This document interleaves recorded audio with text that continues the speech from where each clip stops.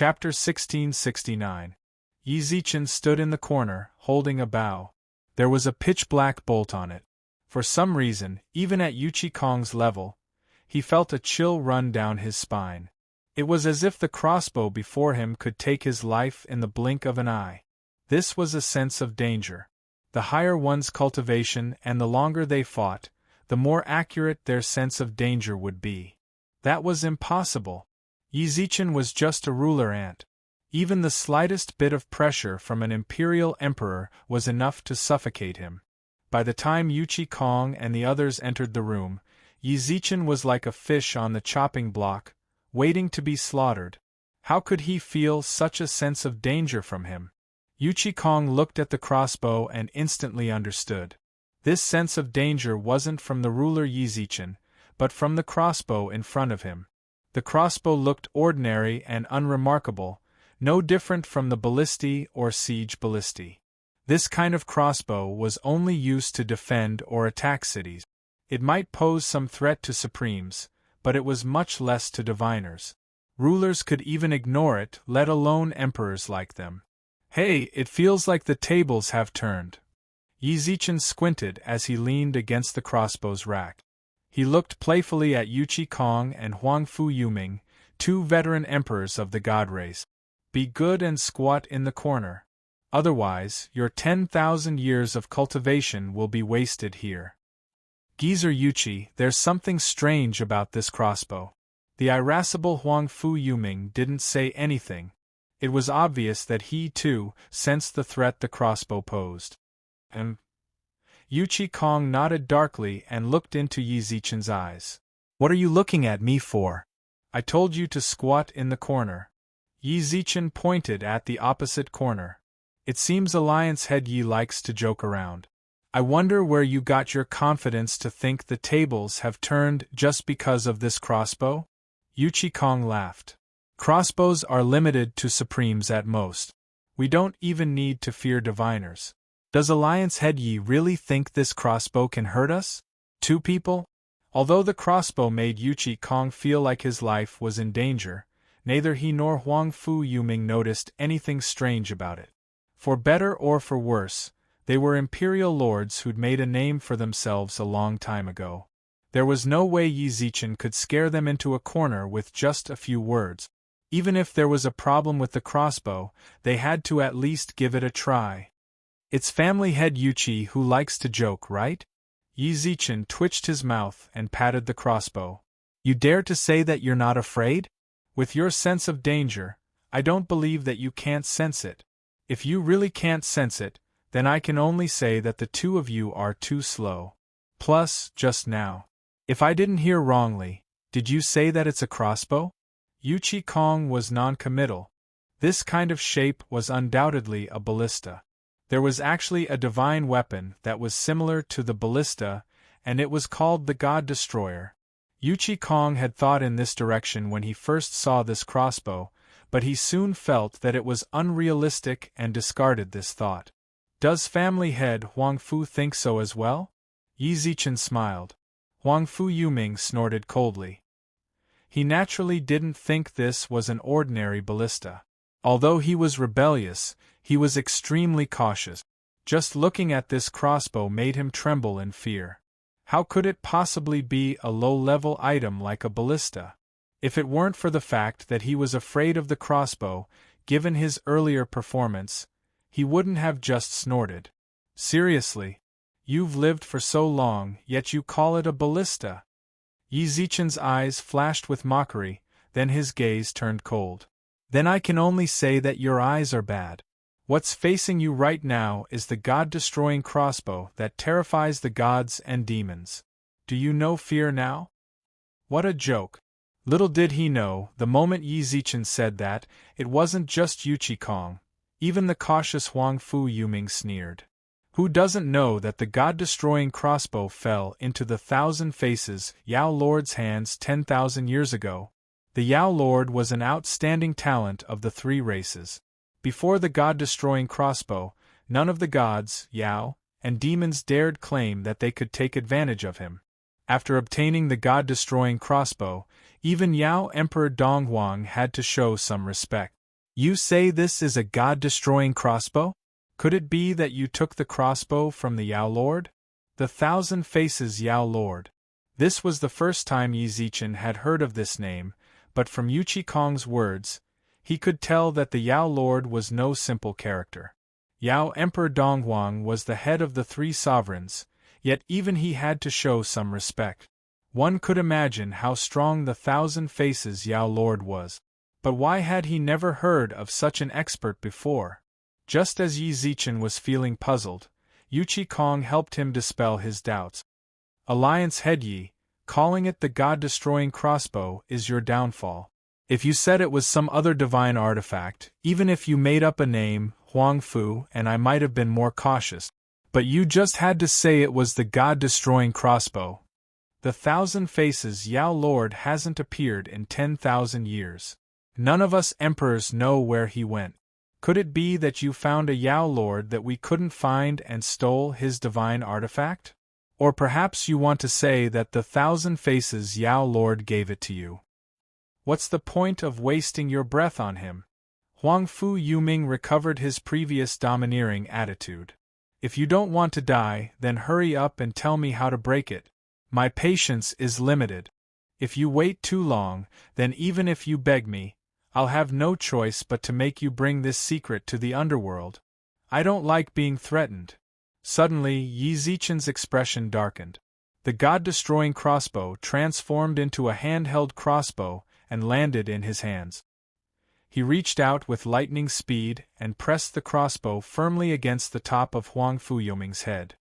I can't be bothered to argue with you about whether or not this is the god-destroying crossbow. How about we give it a try? The fragrance of flowers, the chirping of birds, the chirping of cicadas, and the leaping of fishit was a paradise-like place.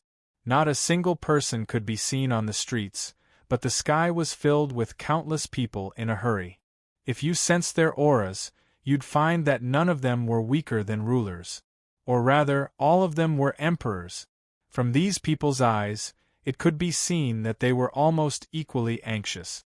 Their lips were tightly pursed, and their fists were tightly clenched under their sleeves. There was only one reason why they were in such a hurry. Their family's young miss had disappeared. A tall pagoda stood in the center of this paradise-like place. It towered into the clouds, so high that it was impossible to see the end of it from the ground. Those emperors who could fly were also using this tower as the center.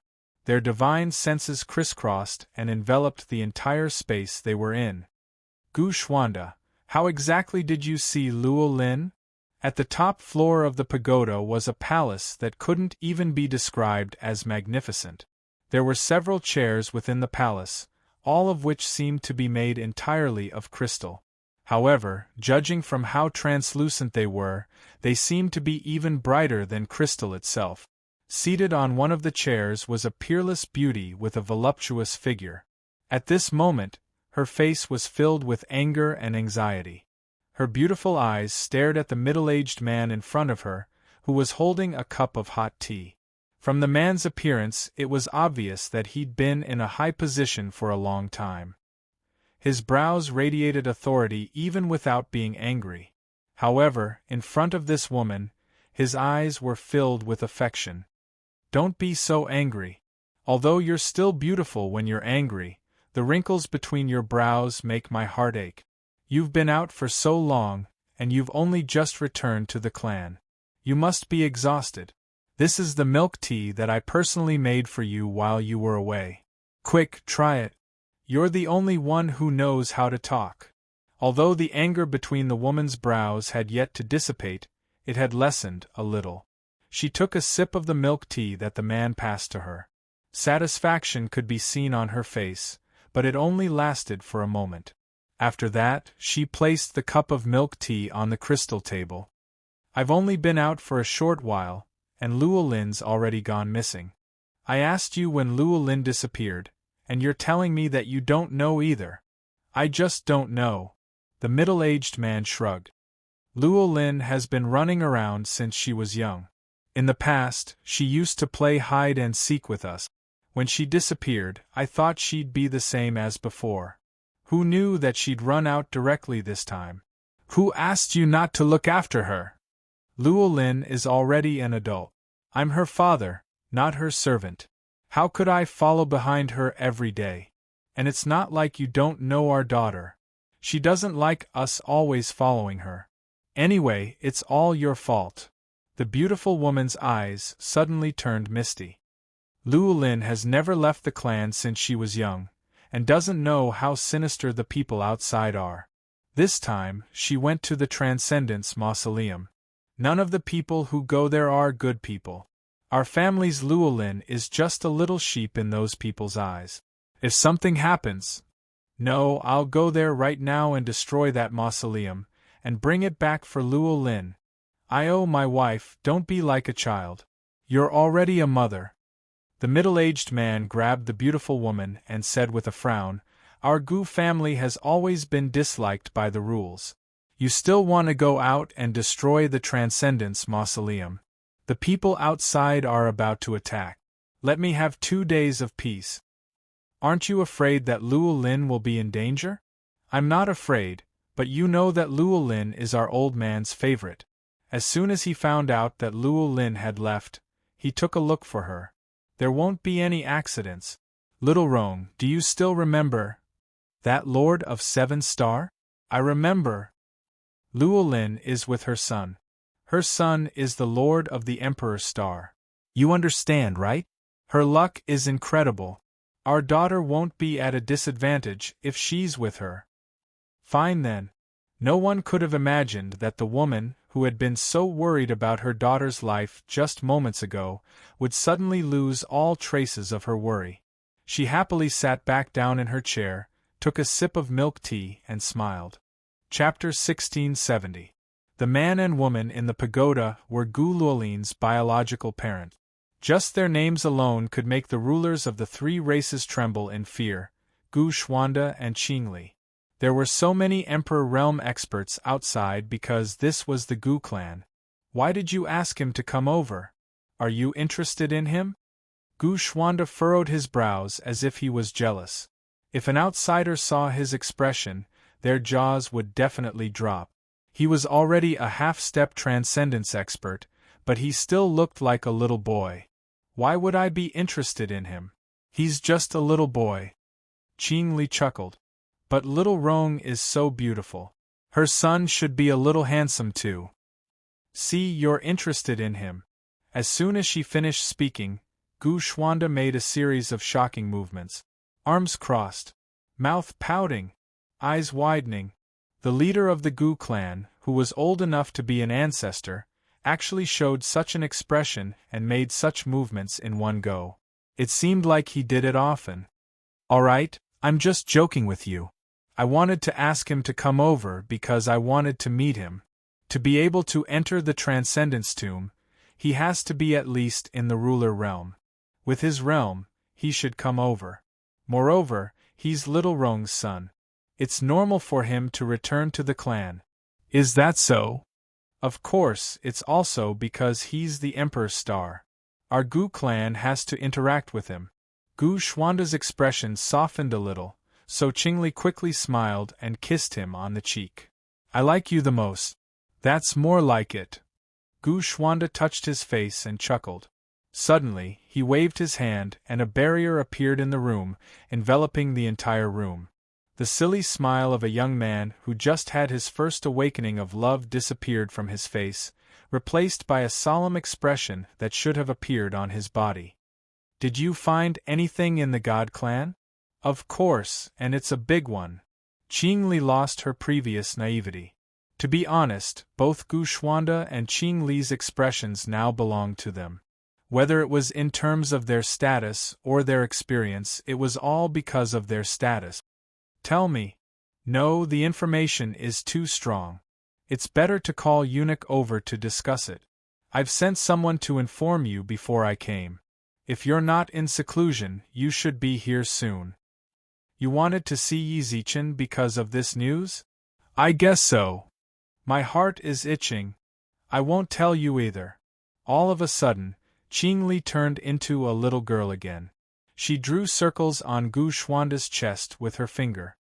"Oh right, since you know that Llewellyn isn't in the clan, why did you ask the servants to look for her? Miss has been lost for so long and they don't even know. I'll punish them a little." "You're really bad." The beautiful woman hammered the man's chest, and the middle-aged man took the opportunity to grab the beautiful woman's hand and hold her in his arms. The scene didn't look like that of a parent at all. Instead, it looked like a couple who had just fallen in love. Rumble. The passageway behind the white painting opened once more. Yizichen removed his hand from the painting, twisted his neck, and walked into the passageway. At that moment, Yuchi Kong and Huang Fu Yuming had already disappeared from the room. However, the blood stain in the corner of the wall was so eye-catching that it was impossible to ignore it. It wasn't Yizichen's blood. Yizichen glanced at the bloodstain, then walked into the passageway without looking back. The stairs of the passageway were very long, and the slope was very steep, causing people to feel dizzy when they looked down. The entire passageway seemed to be filled with the elements of the 5 elements. With every step Yizichen took, he could feel the density of the elements increase exponentially. 9,999. That was the number Yizichen said when he walked down the last step. It was the number of steps. From entering the passageway to walking down the stairs, it was a total of 9,999 steps. The moment he walked down the stairs, he noticed that the density of the elements had reached an extreme level. It was a sea of the 5 elements. The density of the elements was so dense that they were practically solid, and he could even reach out and grab them. There was a spacious plaza at the bottom of the stairs, which had countless towering stone pillars on it. The arrangement of the pillars was very strange. It looked like some sort of formation, but also like an altar. "Is that Brother Yi?" Someone called out hesitantly in front of him. Yizichen looked towards the source of the voice and saw Go Monen appear behind a pillar with Gu Llewellyn in his arms. Go Monen's eyes were filled with joy as he quickly walked towards them. "Brother Yi truly is a man of fortune." "Brother Monen, you speak too seriously," Yizichen smiled. He looked at Go Monen, who no longer seemed to be injured. "Brother Monen, have you recovered from your injuries?" "It's all thanks to the pills, Brother Yi." "No worries, Brother Monen only got injured in order to defend against Yuchi Kong and the others, so these pills aren't much. But Brother Monen, you've really moved me. We've already come this far, but Brother Monen hasn't gone off to search for fortune, and instead waited for me at the entrance. You've really made me." Brother Yi opened the passageway, and Brother Yi stayed outside to save us. "How could I, Go Monen, take advantage of you like that? Why didn't I wait for Brother Yi before searching for fortune on my own? What's more, there are other people in the passageway. My cultivation is low, so it might be more dangerous for me to search for fortune by myself. It'll be much safer for the 3 of us to travel together after the lady wakes up," Go Monen said seriously. "Brother Monen is truly righteous." Yizichen cupped his hands, then took Gu Llewellyn from Go Monen's arms. Yizichen could feel that Gu Llewellyn was still breathing, so he relaxed slightly and looked towards Go Monen. "She still hasn't woken up?" All of a sudden, an apologetic smile flashed across Go Monen's eyes. "She did, but she wanted to save you after waking up. I know that Brother Yi is a righteous person, so I couldn't let her be in danger, so I knocked her out again. Please don't blame me, Brother Yi." "How could I?" Yizichen suddenly took a few steps back with Gu Llewellyn in his arms. His eyes flashed with a strange smile as he looked at the righteous Go Monen. "I'm already very grateful that Brother Monen didn't kill her. What's more, you only knocked her out. Or rather, you didn't knock her out, but used some sort of method to make her unable to wake up for a short period of time. Or perhaps, only you can wake her up. Brother Monen, if the latter is the case, can you please spare her life for the sake of us? We've been traveling together for so long, and on account of this little girl's innocent and unaffected nature, I'll let this little girl live." Chapter 1671. "Brother Yi, I don't quite understand." Go Monen stood by the stone pillar, his gaze filled with sincerity, confusion, and distress. Ever since entering the palace, he and Yi Zichen had gotten along very well. After entering the Painting Empress Pavilion, they worked together even more. It was fair to say that it was impossible to get here without any of their hard work. Because of this friendship, he didn't choose to seek good fortune. Instead, he waited for Yi Zichen to enter with him. Who would have thought that Yi Zichen would say something like this? Gomonen didn't know what had happened to Yi Zichen up there after he and Gu Luolin entered. That was why Yi Zichen was so hostile towards him. "Yao Lord, we've already come this far. There's no need to keep pretending." Gu Luolin wasn't too heavy, but it was still inconvenient for Yi Zichen to carry her with one arm. He smiled at Gomonen and turned around to let Gu Luolin lean against the wall. Then, he laid down the strongest barrier he could with his ability around Gu Luolin. After reinforcing the barrier several times, Yi Zichen turned around and saw that Gomonen was still standing by the stone pillar. "That's right, I gave you the best opportunity just now, but you didn't take it. Brother Yi, you don't understand me at all." Gomonen shook his head, then smiled wryly. "I understand." "You understand?" It seems like Brother Yi is also enraged by the opportunity to transcend. "You want to take it for yourself." Gomonen thought that Brother Yi was different from the others, but, "Yao Lord, if I were the Yao Lord, why would I come here? Even if I don't transcend, the Thousand Faces Yao Lord still has an extremely high status in the three realms. He's a perverted, murderous demon. If I were the Yao Lord, why would I harm those people? Do they have any treasures worthy of the Yao Lord's attention? Brother Yi, I truly misjudged you." Gomonen shook his head and sighed. His eyes were filled with disappointment, then he lowered his head with a wry smile. "Since Brother Yi wants to take it for yourself, then please open the passage for me. I'll leave right away. Really, Brother Yi, I never wanted this good fortune from the very beginning." Gomonen revealed his true feelings. It could be said that whether it was his eyes or his emotions, they all revealed his pain and hatred. However, Yi Zichen merely smiled indifferently the entire time. No matter how Gomonen tried to hide it, he didn't waver in the slightest. When Gomonen finished speaking, Yi Zichen smiled and nodded. "I thought the Demon Lord would say that you've never thought of trying to transcend.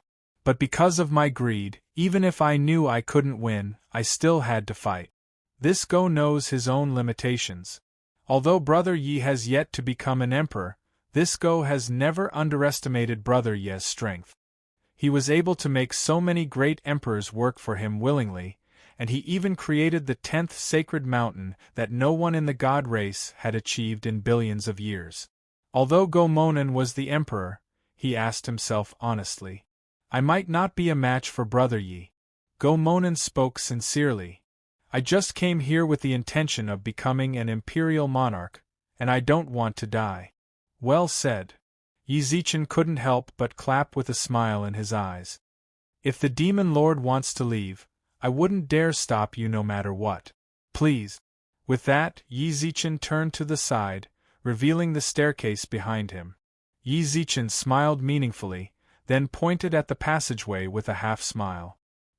He looked calmly at Gomonen.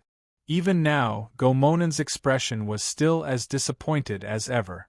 He stepped forward without hesitation, not even using any spiritual energy or Dao art. From the looks of it, he really was going to leave in disappointment. However, just as he was about to walk past Yi Zichen, Gomonen's left hand suddenly transformed into a sharp claw. His previously despondent expression vanished, and was replaced by a demonic, bloodthirsty gaze. His claw met no resistance at all. It pierced right through Yi Zichen's chest. The instant Gomonen's claw pierced through Yi Zichen's chest, his expression darkened. There wasn't even the slightest hint of blood. A body double. The Yi Zichen in front of him was Yi Zichen himself. I already said it like that. Does the Demon Lord really think that I'm stupid enough to just stand there and wait for you to kill me? Yi Zichen's figure appeared beside a stone pillar. He leaned against it and smiled at the thousand-faced Yao Lord, who had revealed his true appearance. He Go-Monen wasn't annoyed by his failed attack. He smiled indifferently and strolled to Guluolin's side. His slender fingers gently knocked on the boundary around her. "Brother Yi, you're so diligent. However, this little girl of the Gu family should be very important to you. Brother Yi, you're still one step behind by leaving her here. Brother Yi, you can't possibly think that this kind of barrier can stop me, right? It definitely can't. I'm just a ruler, while the Yao Lord is in existence that's nearly at the level of an emperor. Since Brother Yi already knows, then why are you still doing this? Could it be that Brother Yi thinks that I won't dare to touch this girl because of the Gu family's background? Then try it," Yi Zichen smiled nonchalantly. Go-Monen suddenly squinted his eyes and looked at Gu Luolin, who was in front of him. "She's also a body double puppet. Wow, nephew, he's not an idiot." As soon as Go-Monen said that, the mischievous Gu Luolin ran out from behind a stone pillar next to Yi Zichen's. When she appeared, Gu Luolin transformed into a scarecrow puppet. Go-Monen suddenly fell silent. When he saw Yi Zichen and Gu Luolin standing 100 miles away, he didn't rashly attack. Rather than killing them, he was more curious about how he'd exposed himself. "You suspected me all along?" If Yi Zichen had only discovered he was the thousand-faced Yao Lord after fighting Yuchi Kong and the others, then Gu Luolin couldn't possibly have used a body double puppet. He was so certain because he'd been watching Yi Zichen ever since he'd entered. He didn't use any spiritual energy, nor did he release his divine sense. Instead, he used the domain he'd gained after becoming a ruler. Compared to other rulers, the thousand-faced Yao Lord's domain was somewhat different. Other people's domains allowed their users to be unrestricted by the laws within their own domains, but the thousand-faced Yao Lord's domain enveloped the surroundings like a shadow. When he'd first broken through to ruler, he'd once belittled himself and felt his domain to be of little value. However, as his cultivation rose, he discovered that his domain was the true path of kings. He could use his domain to kill his opponent without them even knowing it. As a result, the thousand-faced Yao Lord's personal strength didn't matter.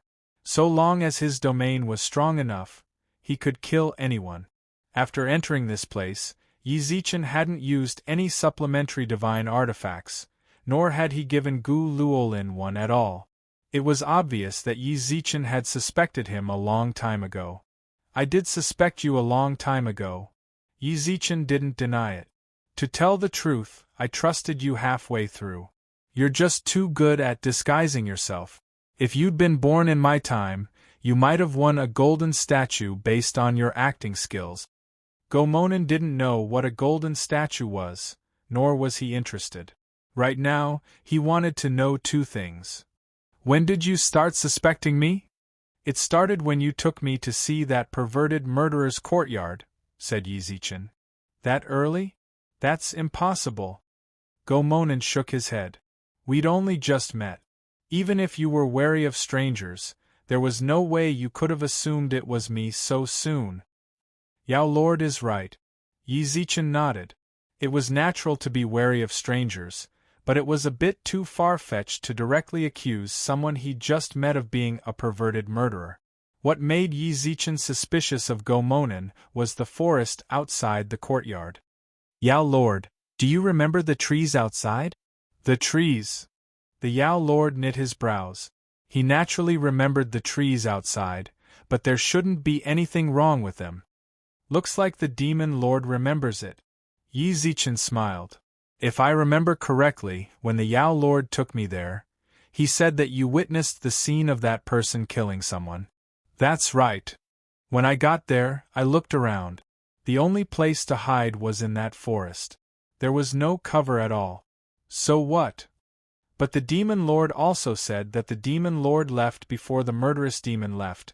So how did the Demon Lord leave the forest without making any noise?" Yi Zichen smiled. "Yao Lord might have said that you're proficient in shadow techniques and could hide, but if Yao Lord used a Dao technique, wouldn't the demons notice?" If Yao Lord didn't use a Dao technique, then would the murderer not hear anything? That's the first reason. Go Monin didn't expect Yi Zichen to be so meticulous. Now that Yi Zichen put it that way, Go Monin's explanation really didn't make sense. However, that was only the first reason. He did want to hear the second reason from Yi Zichen. Yao Lord cried when he saw the ocean. Yes. No, it was very real. At least, I couldn't tell that you were faking it. Yi Zichen shook his head. But that's what the Yao Lord said. He said that Dahai hadn't died yet when you left. It was during the time you left, which is the time I was with him, that the psychopathic murderous demon acted again. But if you look closely, you'll notice that although the corpses of those people were dismembered, from the degree of drying up of their blood, Dahai died much earlier. At least earlier than you said. I don't quite understand, Go Monin said.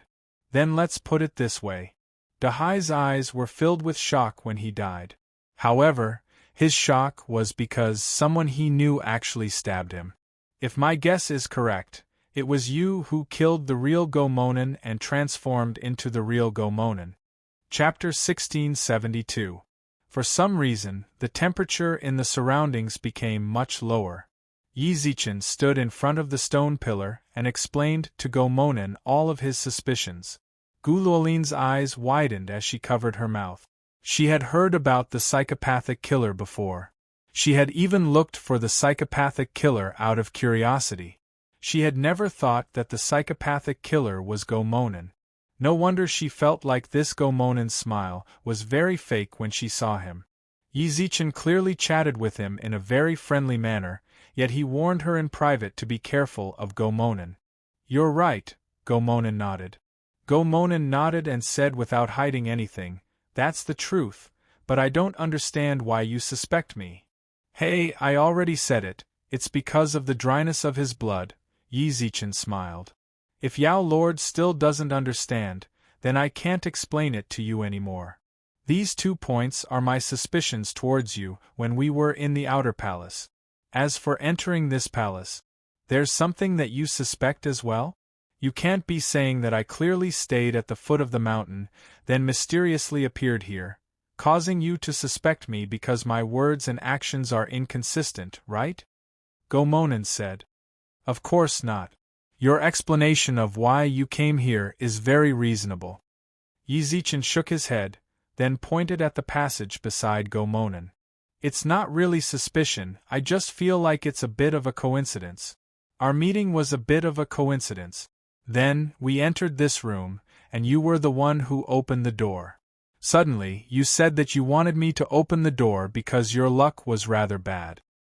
The real room is fixed, and not random. As long as we walked step by step, we would eventually meet it. This has nothing to do with luck, yet you just had to use such a forced excuse to make me open the door. The only explanation is that you already knew that this was the real room, and you definitely had your reasons for wanting me to open the door. But you never would have thought that the one to open the door was Gu Luolin, and then the god-destroying crossbow. At that moment, I knew that you actually wanted me to open the door in order to kill me with the crossbow. It was actually for my Emperor's celestial fate. Go Monin remained silent for a moment. Just like what Yi Zichen said, all correct. Although he didn't think too much into it due to the lack of time, he didn't expect to make such a mistake. As he fell silent, Yi Zichen continued to laugh. Actually, at that time, I only thought that you were a psychopathic murderer. It was Yuqi Kong and Huang Fu Yuming who let me know that you were the thousand-faced demon lord, and it was precisely because of your title that all my previous suspicions were confirmed. You entered the secret chamber long before us, entered the snowy mountain, and arrived at the palace. You discovered that this place requires the Tao of the 5 elements to activate. You retraced your steps and appeared in front of the Demon Emperor and God Emperor's remnant soul as Go Monin, but you weren't recognized by them. He entered the mountain after us, but he arrived here earlier than any of us. It's because you've been here before, so you're familiar with the way. This is also the reason why you didn't kill me when you could have. You didn't kill me because you knew that this passage could only be opened with the Tao of the five elements, and I was the only one who knew the Tao of the five elements. You must keep me.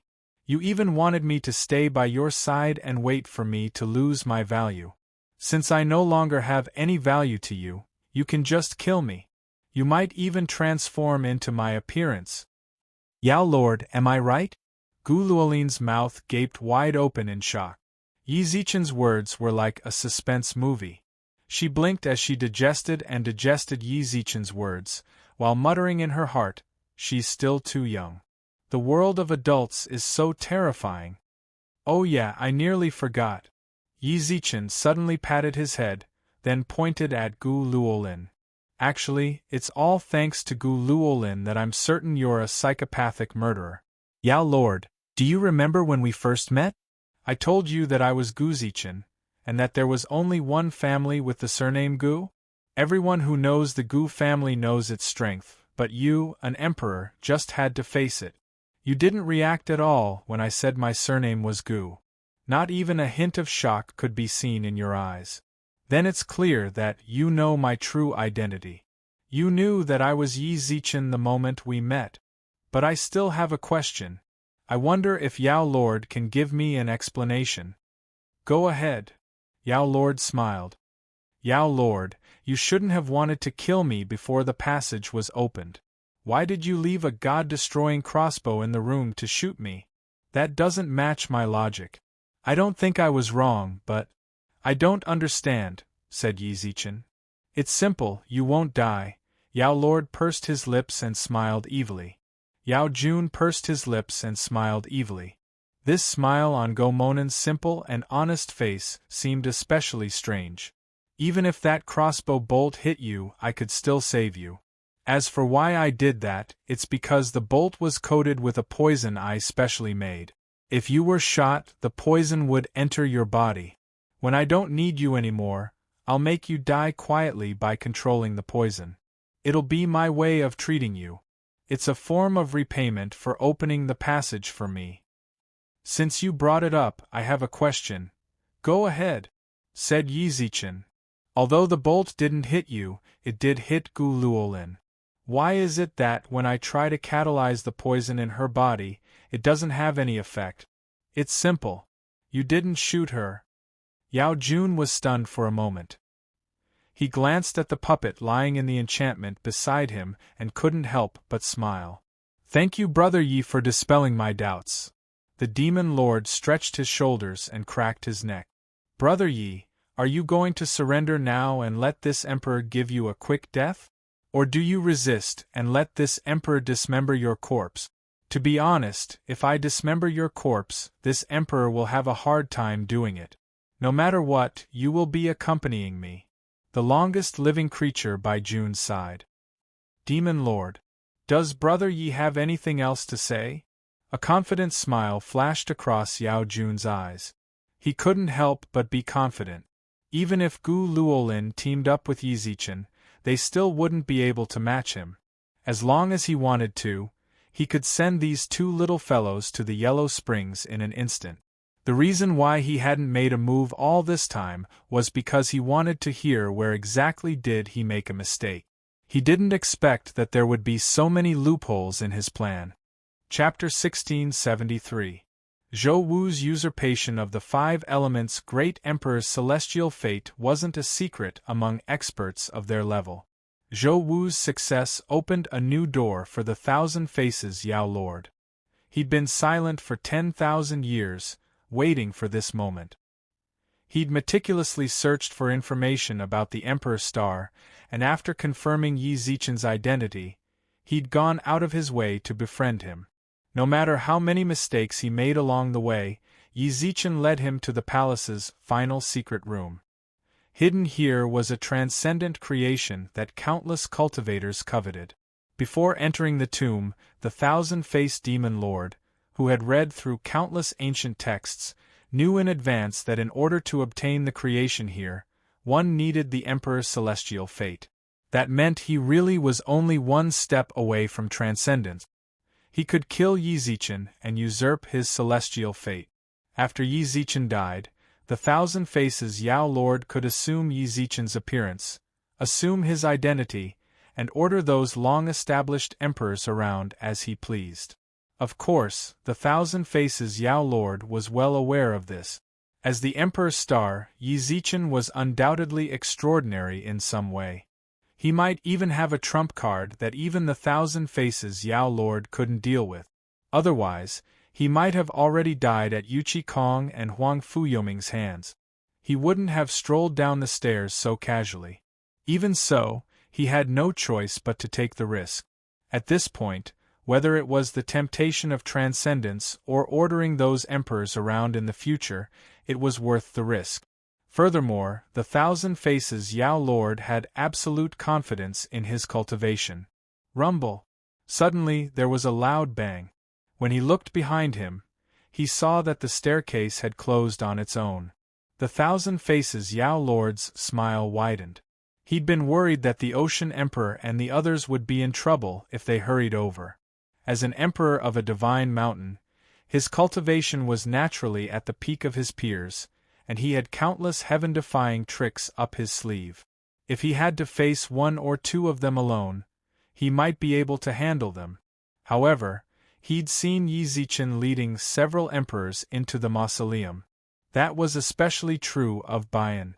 That guy was a madman when it came to battle. He was the one the Thousand Faces Yao Lord wanted to fight the least. Now that the entrance to the staircase was closed, his last worry was gone. Yi Zichen was the only one who was proficient in the 5 elements. Since he was unable to use the 5 elements, it would be useless even if they reached the room outside the stairs. The place had turned into a beast arena. The beast was Yi Zichen, while he, Yao Jun, was the beast tamer toying with the beast. Star Lord Yi, it's said that you have the Emperor Star's good fortune, but it seems that your luck is really bad. The Thousand Faces Demon Lord narrowed his eyes and said, "Maybe." Yi Zichen was neither sad nor happy. Even when the door to the staircase closed, he didn't show any signs of distress. Instead, he maintained his indifferent gaze, and when he looked at the thousand-faced Yao Lord, he felt even more pity for him. "Why are you looking at me like that?" The thousand-faced Yao Lord also noticed Yi Zichen's expression. "If I'm not mistaken, is there pity in Yi Zichen's eyes? Is Yi Zichen pitying him? Stop joking, the one who needs to be pitied is Yi Zichen." The stairway closed, and Yi Zichen's last bit of help was unable to take even half a step forward. The Ocean Emperor and the other emperors couldn't get in. It was as if Yi Zichen's tiger skin coat had been stripped away, leaving behind nothing but a harmless sheep. Yi Zichen was barely a ruler. Even a sneeze from the thousand-faced Yao Lord could leave him riddled with holes. Yi Zichen was actually looking at him with pity in his eyes? He really didn't know where Yi Zichen's confidence came from. Could it be because of Gu Luolin? If it was Gu Luolin, the thousand-faced Yao Lord had to admit that she was a dazzling talent that made the world dim in comparison. In a short 16 years, she'd condensed a wind-type Dao heart and was now an emperor. She was only half a step away from becoming an imperial lord.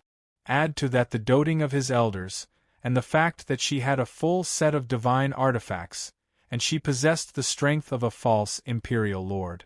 Even if she faced off against an imperial lord, she'd give them a headache. The thousand-faced Yao Lord had to admit that even he found it difficult to deal with. However, divine artifacts were, at the end of the day, an external source of strength. In the end, she couldn't compare to a true imperial lord like him. She definitely wasn't Yi Zichen's trump card. So what else did Yi Zichen have? The Yao Ceiling Pagoda? The Thousand Faces Yao Sovereign didn't know much about the Yao Ceiling Pagoda. He'd investigated everything about Yi Zichen, but he'd never investigated the pagoda. From the very beginning, he had never taken the Yao Ceiling Pagoda seriously. The way he saw it, the Yao beasts that the 5 elements Great Emperor had captured in the Yao Ceiling Pagoda couldn't be that strong. If he was really strong enough, How could he have become a demon's servant in the tower? Star-Lord Yi, are you pitying your own situation? The thousand-faced demon lord scoffed. It's a pity for you. You could have lived a glorious life, but you ended up in such a desolate place. You regret entering this tomb, don't you? What you said at the end was quite true. I do regret entering this tomb. Yi Zichen gazed at the thousand-faced Yao Lord's face with that same pitiful expression.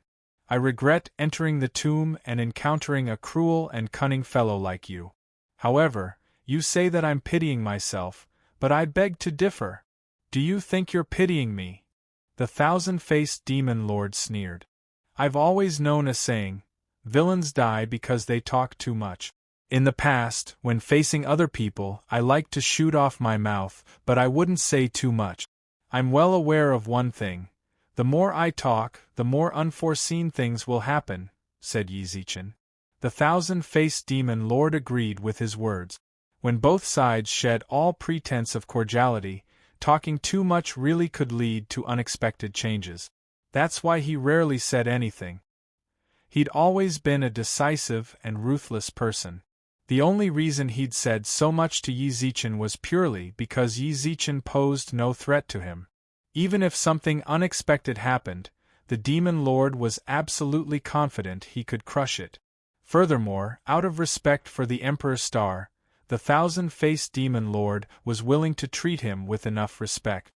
What I pity is your body, said Yi Zichen. Yi Zichen looked at the thousand-faced Yao Lord's face. If I'm not wrong, Go Monen was a kind person when he was alive. There's no hint of slyness or deceit on his face. Yet you killed someone like that, took his body and put it on you. You're a beast in human skin. You're right. He really was kind when he was alive, kind to the point of foolishness. He thought back to the first time he'd met Go Monen. As soon as he laid eyes on him, the thousand-faced demon lord had been drawn in by his honest smile. From that moment on, he'd made up his mind to take Go Monen's body for his own use.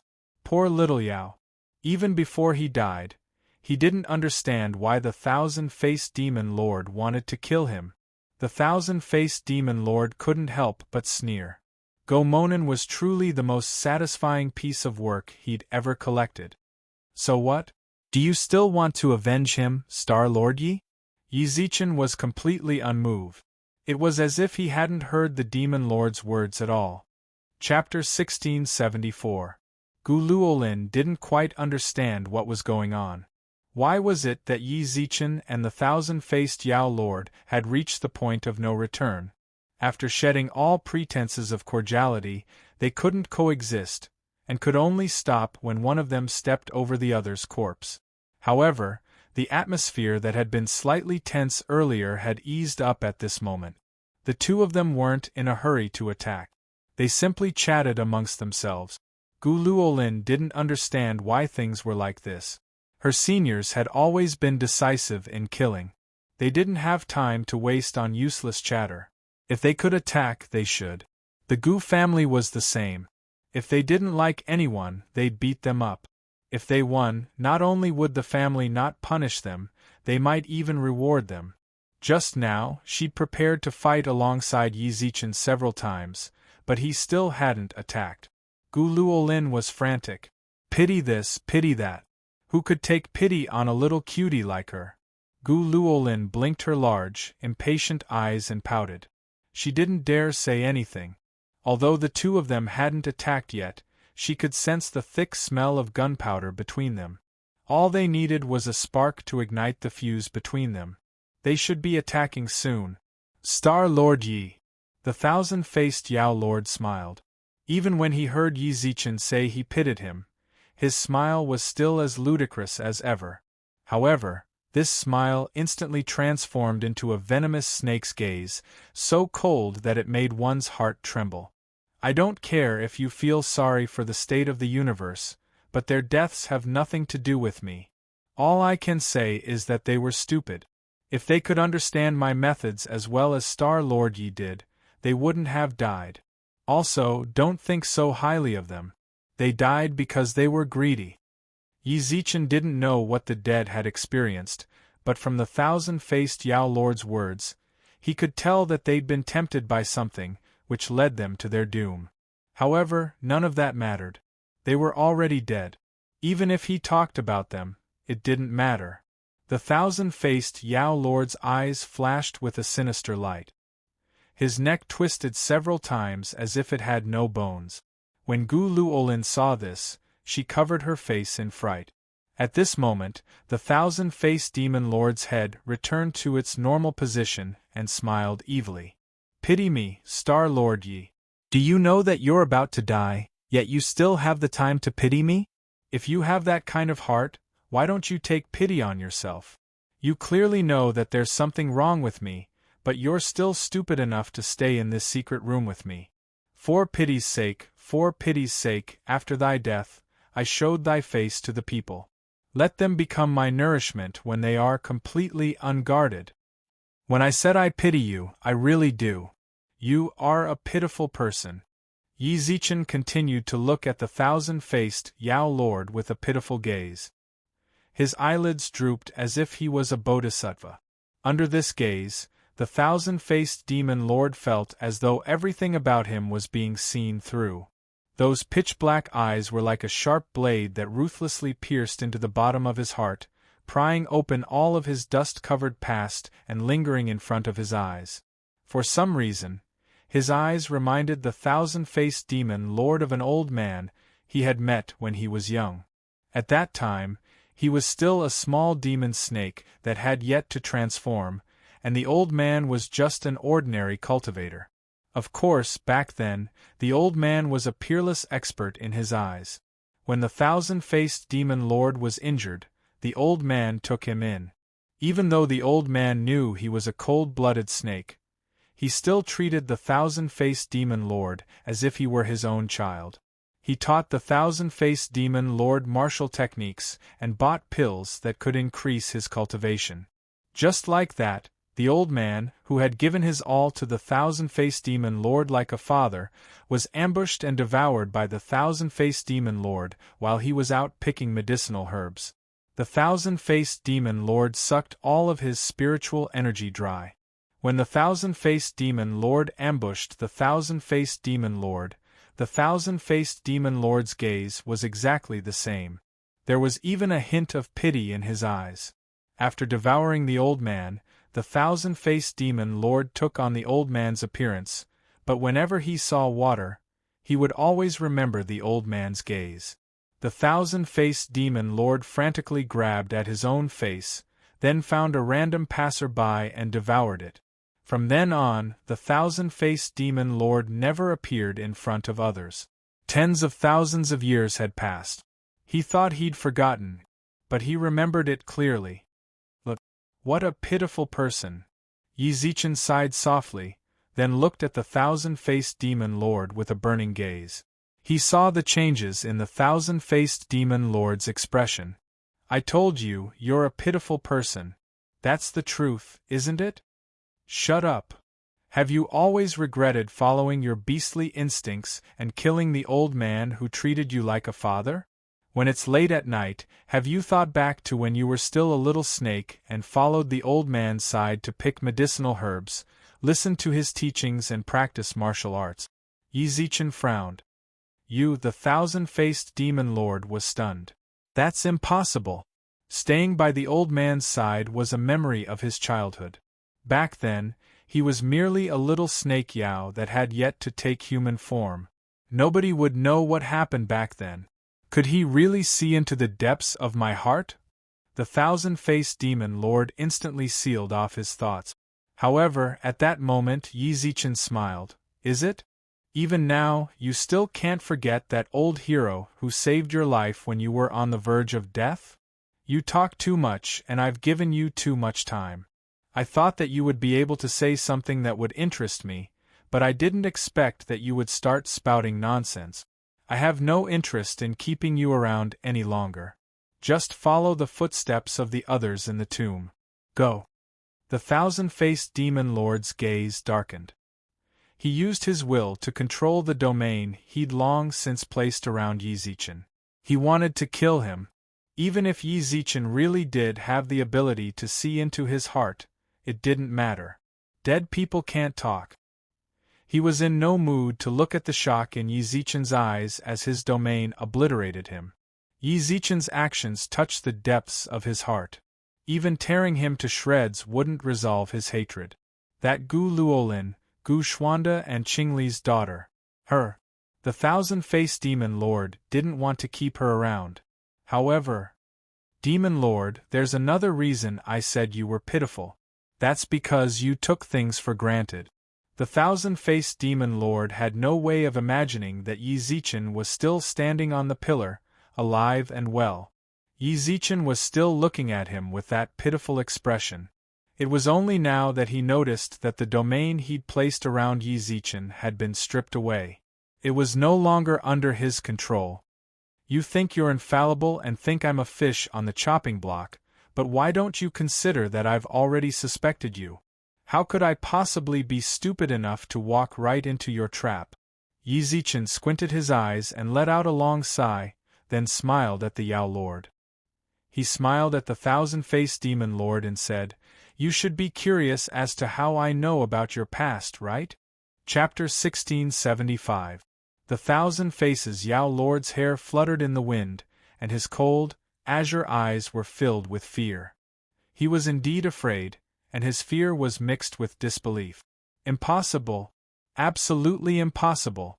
The thousand faces Yao Lord had such a huge reaction only because of what Yi Zichen had said. Uncle Lan. Who's Uncle Lan? The Yao Lord glared at Yi Zichen with a sinister expression. At that moment, he no longer cared why he'd lost control of his domain. All he wanted to know was who this Uncle Lan Yi Zichen spoke of was. In the depths of his heart, he still vaguely remembered the elder he'd met when he was still a young black snake, when he was on the brink of despair.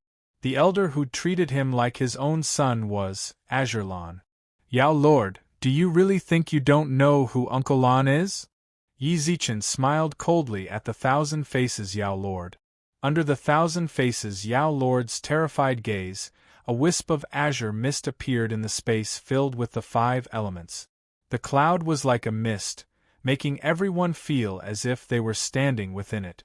Within the mist, they could faintly make out a tall but thin figure. The thousand faces Yao Lord, who was several dozen meters away, was completely stunned. He stared intently at the figure within the mist. He didn't know why, but the tall, thin figure seemed to overlap with the indelible figure in his memories.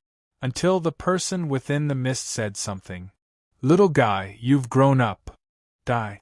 Before he even finished speaking, the thousand faces Yao Lord transformed into a blur and charged into the mist. Yi Zichen's heart trembled when he saw this, but before he could worry too much, scram! A thunderous roar came from the clouds. This thunderous roar seemed to disperse some of the surrounding clouds. Then, the thousand faces Yao Lord was blasted out of the mist like a cannonball. The blood in his mouth drew an arc in the air before splattering onto the ground.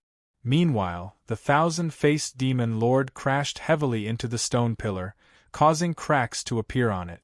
From the way the thousand faces Yao Lord flew back and his injuries, it was clear just how explosive the roar's power was. Wow! Gu Luolin covered her mouth in shock. Just before the thousand-faced demon lord was sent flying, she could feel the surrounding space being torn apart by a strong fist wind. She had never seen such a release of power in her life. Even her father might not have such a strong power. In her memory, her parents and grandfather were the strongest people in the world, and that was indeed the case. The Gu family's 3 half-step transcendence experts had established the Gu family's position in the 3 realms.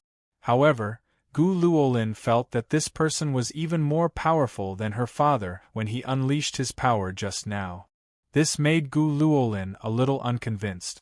She wanted to see who that person was. She did not dare to boast, but she did dare to say that she did not know all the people in the god, Yao, and demon races, including the witch race, who were as strong as her father. "You dare to hurt Brother Lan? I think you're courting death." Just as Gu Luolin was about to see the person who had punched out, another furious roar similar to the one before rang out from the clouds. Soon after, a burly man dashed out from the clouds. His muscular arms were thicker than Gu Luolin's waist, and he was more than 3 meters tall. He stomped his right foot on the ground, causing the ground under his feet to shatter into pieces of gravel. With this kind of leverage, he was like a tank that had its horsepower pushed to the maximum. It crashed heavily into the thousand-faced demon lord. Gu Luolin was speechless as she turned her head away. She did not dare to see the thousand-faced demon lord being crushed into a meat patty. In fact, the situation was not as serious as Gu Luolin thought. The thousand-faced demon lord was an outstanding talent in the 3 realms after all, not some rotten fish or shrimp. Even though he was injured by the punch, he was still able to respond to the incoming danger. However, the barrier that he hurriedly formed could only serve as a buffer against this heavy tank. The sound of bones breaking could be heard clearly, and the already injured thousand-faced demon lord could only spit out mouthfuls of blood. "You little snake, you're quite tenacious. You didn't die even after that, so take another punch." The burly man clutched the thousand-faced demon lord's neck with one hand. In front of the man, the already slender demon lord looked like a little chick. The man's hands practically covered the demon lord's entire head, and his fist, the size of a sandbag, was aimed right at his skull. It was as if, "Song Xiong, come back." These gentle words caused the man's fist, which was just about to shatter the demon lord's skull, to stop just half an inch away. The fierce wind from the punch squeezed between the fist and the demon lord's skull, causing his face to be slightly deformed.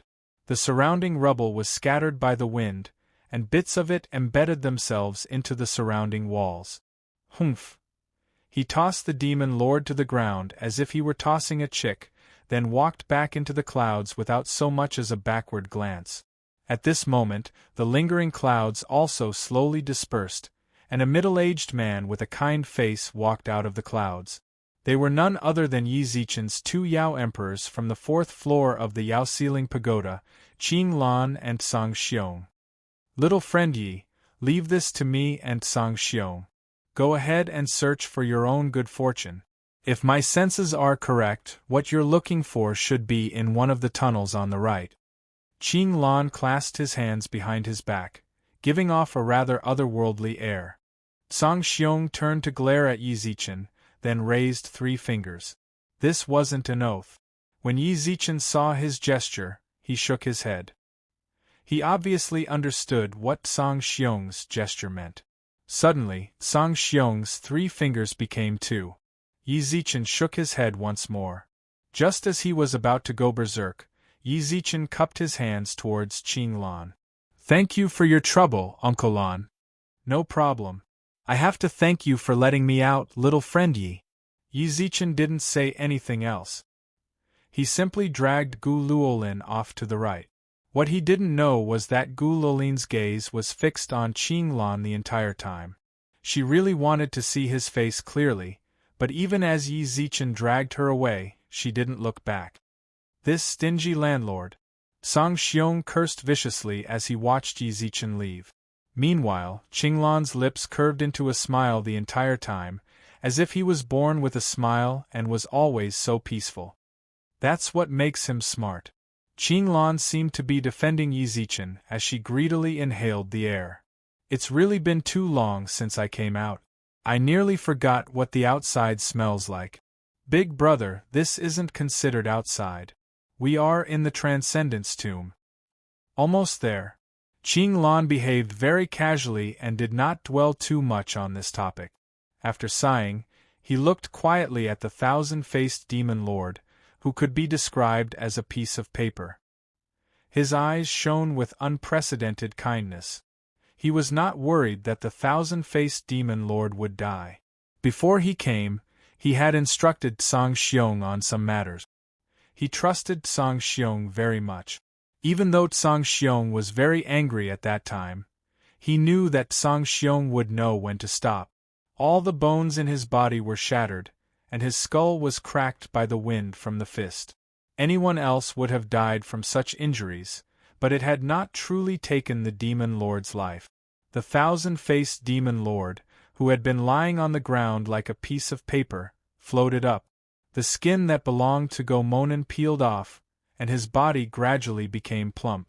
When his sunken face recovered, another face appeared in front of Qing Lan and Song Xiong. No one knew whether this skin was the Demon Lord's original body or just a part of his collection. Perhaps it was more accurate to say that no one in all three races, including the shamans, knew what the Demon Lord's original face looked like. No. Perhaps there really was someone in this world who knew. That person was, is this a form of respect for me? You actually used your original appearance to meet me. Qing Lan smiled at the thousand-faced Demon Lord in the distance. The person who knew the Demon Lord's true face was Qing Lan, because he had saved the Demon Lord's life. Back before the Demon Lord was a Yao Lord, he had lived with him for several hundred years. Why are you here? The thousand-faced Demon Lord did not answer Qing Lan's question. He had no time to care about Yi Zichen and Gu Luolin's trip to the Land of Fortune. All he wanted to know was why Qing Lan was here, and who was the Qing Lan he had devoured earlier. Brat, watch your words. Big brother Qing Lan treats you like his own child. It's fine if you don't know how to repay his kindness, but you still dare to speak like this to big brother Qing Lan? It seems like your uncle Song Xiong didn't teach you enough. Do you want me to punch you a few more times so you can eat your fill? Song Xiong raised his fist threateningly. The Demon Lord's pupils constricted, but he continued to look at Qing Lan. Why? Why are you here? I never would have thought that the little green snake that was on the verge of death would have grown to such a level, Qing Lan smiled. I heard little friend Yi say that you are a Yao Lord now. I'm happy for you. I'm asking you why you are here. The thousand-faced Demon Lord shouted hoarsely. You've already been devoured by me. Your skin is still in my collection. Why are you standing here now? Why? It seems like my death has troubled you. I'm sorry, I didn't make it clear to you.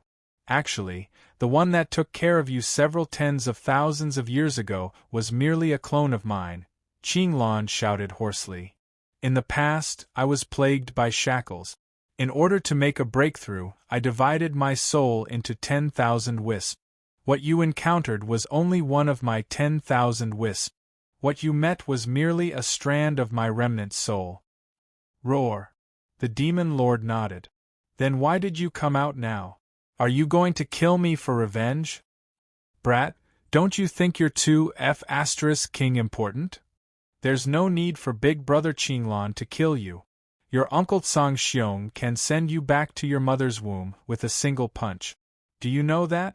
Song Xiong said angrily. The Demon Lord did not move, and continued to stare at Qing Lan. He had already gotten the explanation he wanted. Remnant soul. A strand of remnant soul. What he devoured back then was merely a strand of remnant soul. It's hilarious when I think about it. As a Yao Lord, I actually regretted it for several tens of thousands of years for a strand of remnant soul. Chapter 1676. Whenever he thought of how he swallowed Qing Lan, he felt a surge of regret in his chest.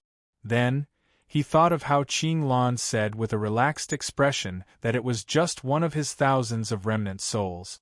In the eyes of the thousand-faced Demon Lord, Qing Lan's relaxed and apologetic eyes seemed to be mocking him. It was as if he was saying, "Don't think too much. I just encountered a shackle and dispersed thousands of remnant souls to comprehend life. You are just a plaything to comprehend life. I didn't expect it to bother you for so long. I'm really sorry." What a joke. Just like that, he, the dignified Demon Lord, felt remorseful for 10,000 years. After that, Qing Lan's existence was buried deep in his heart like a taboo, not daring to touch him. It was really not worth it. The thousand-faced Demon Lord glared at Qing Lan, as if he wanted to vent his anger by staring at her. He looked at Qing Lan's calm eyes with the most resentment. But the more indifferent he was, the more the thousand-faced demon lord could not vent his anger. What was he so upset about? What was he blaming himself for? What was he repenting for? Wasn't it just a remnant soul? How could it be worth 10,000 years? Little did he know that the indifference in Qing Lan's eyes did not mean that he was calm in his heart. This made Qing Lan involuntarily think of 10,000 years ago, when he had just saved the thousand-faced demon lord. Before the thousand-faced demon lord transformed, he always liked to look at him. At that time, the demon lord was still a green snake, and his eyes were clear. Those eyes showed his gratitude. At that time, he knew how to be grateful. Although he was also a snake, he could not feel his snake nature. At least, he was not so cold-blooded. The demon lord, still a green snake, liked to follow behind Qing Lan. No matter where Qing Lan went, there would always be a small green snake following him carefully through the grass. When he really could not keep up, he would obediently return to the wooden hut and climb onto the stone in front of the hut to wait bitterly. When he saw Qing Lan return, his eyes would be filled with joy, and he would use his tender snake tongue to lick Qing Lan's hand. Precisely because of this, Qing Lan liked this green snake that he saved by chance even more. Although he had never married, he treated this green snake like a father without a teacher. He liked to look at the green snake's clear eyes, and the green snake also liked to express his gratitude by looking at him. They continued to stare at each other, however. When they looked at each other, there was no longer the same feeling as before. Now, the Yao Jun's eyes were filled with hostility. His green eyes revealed the innate cold-bloodedness of snakes. In the end, it still changed. Or rather, Qing Lan knew that since the green snake swallowed him when he was heavily injured, the green snake was no longer the green snake from before. He was the king of snakes, the dusk snake, a cold-blooded fellow who wanted to trample over corpses to achieve his hegemony. Little Qing Lan subconsciously wanted to call out Yao Jun's pet name when he was still a little green snake, but she swallowed the words as soon as she opened her mouth. This was none other than little Qing of the past. He was the demon race's thousand-faced demon lord. In the end, demon lord Qing Lan could only look at the familiar face of the demon lord indifferently and said, "You can leave." "What? Are you telling me to leave?" The thousand-faced demon lord smiled blankly. "Shouldn't you be here to take my life? Could it be that you've realized your mistake and want to make up for it? Let me tell you, I don't need it." "Brat, what the hell are you talking about?" Even with Qing Lan suppressing him, Song Xiong still could not control his fiery temper. "What does brother Qing Lan owe you? He saved your life and treated you as his own. He taught you martial techniques and Dermic Taoist arts, and wished you good luck in improving your cultivation. In the end, you took advantage of his absence to search for medicinal herbs for you. When you were heavily injured, you swallowed him and sucked away his spirit chi essence. It's fine if you don't repent, but you're saying that brother Qing Lan was wrong? He was wrong. He shouldn't have saved an ungrateful thing like you. Indeed, there are no good people in the snake race. Whatever you say." The thousand-faced demon lord ignored Song Xiong and stared straight at Qing Lan. "I definitely can't leave. I went through so much to get here, but I'm leaving just because you want me to leave. Who do you think you are? Who do you think you are to tell me what to do?" "Ha!" Qing Lan let out a deep breath. Song Xiong's heart trembled when he heard this sigh. He and Qing Lan had known each other for 10,000 years, and Qing Lan had always been a good-tempered elder brother. Whether it was him, who had a particularly bad temper at the beginning, or the thorn-like firebird, Qing Lan had always tolerated them. At this moment, this long sigh really made Qing Lan's heart ache. "Brother, I'll kill this beast for you." Song Xiong suddenly took a step forward. He did not know if it was an illusion, but when he took this step, the ground shook a few times. "Are you really not leaving?" Qing Lan asked again. "Are you threatening me?" The thousand-faced demon lord's eyes flashed with disdain. "I'm no longer that little green snake in your hands that's like a toy. Do you think you can scare me? Do you think this brainless brute beside you can do anything to me? You brat! Song Xiong suppressed his anger and did not speak. It was still up to Qinglan to make a move. You want the fortune inside, don't you? You're not fated with it. The moment you entered, you should have known that this place is brimming with the 5 elements. You should also know that the fortune inside isn't something you can touch, said Qinglan. I understand now. The 1,000-faced demon lord smiled in understanding.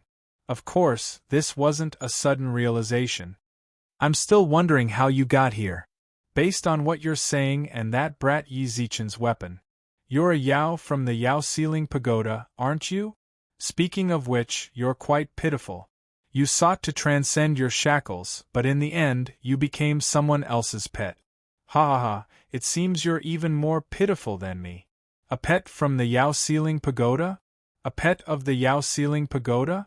TCH, if I kill Yi Zichen and take the Yao Ceiling Pagoda, you'll become my pet.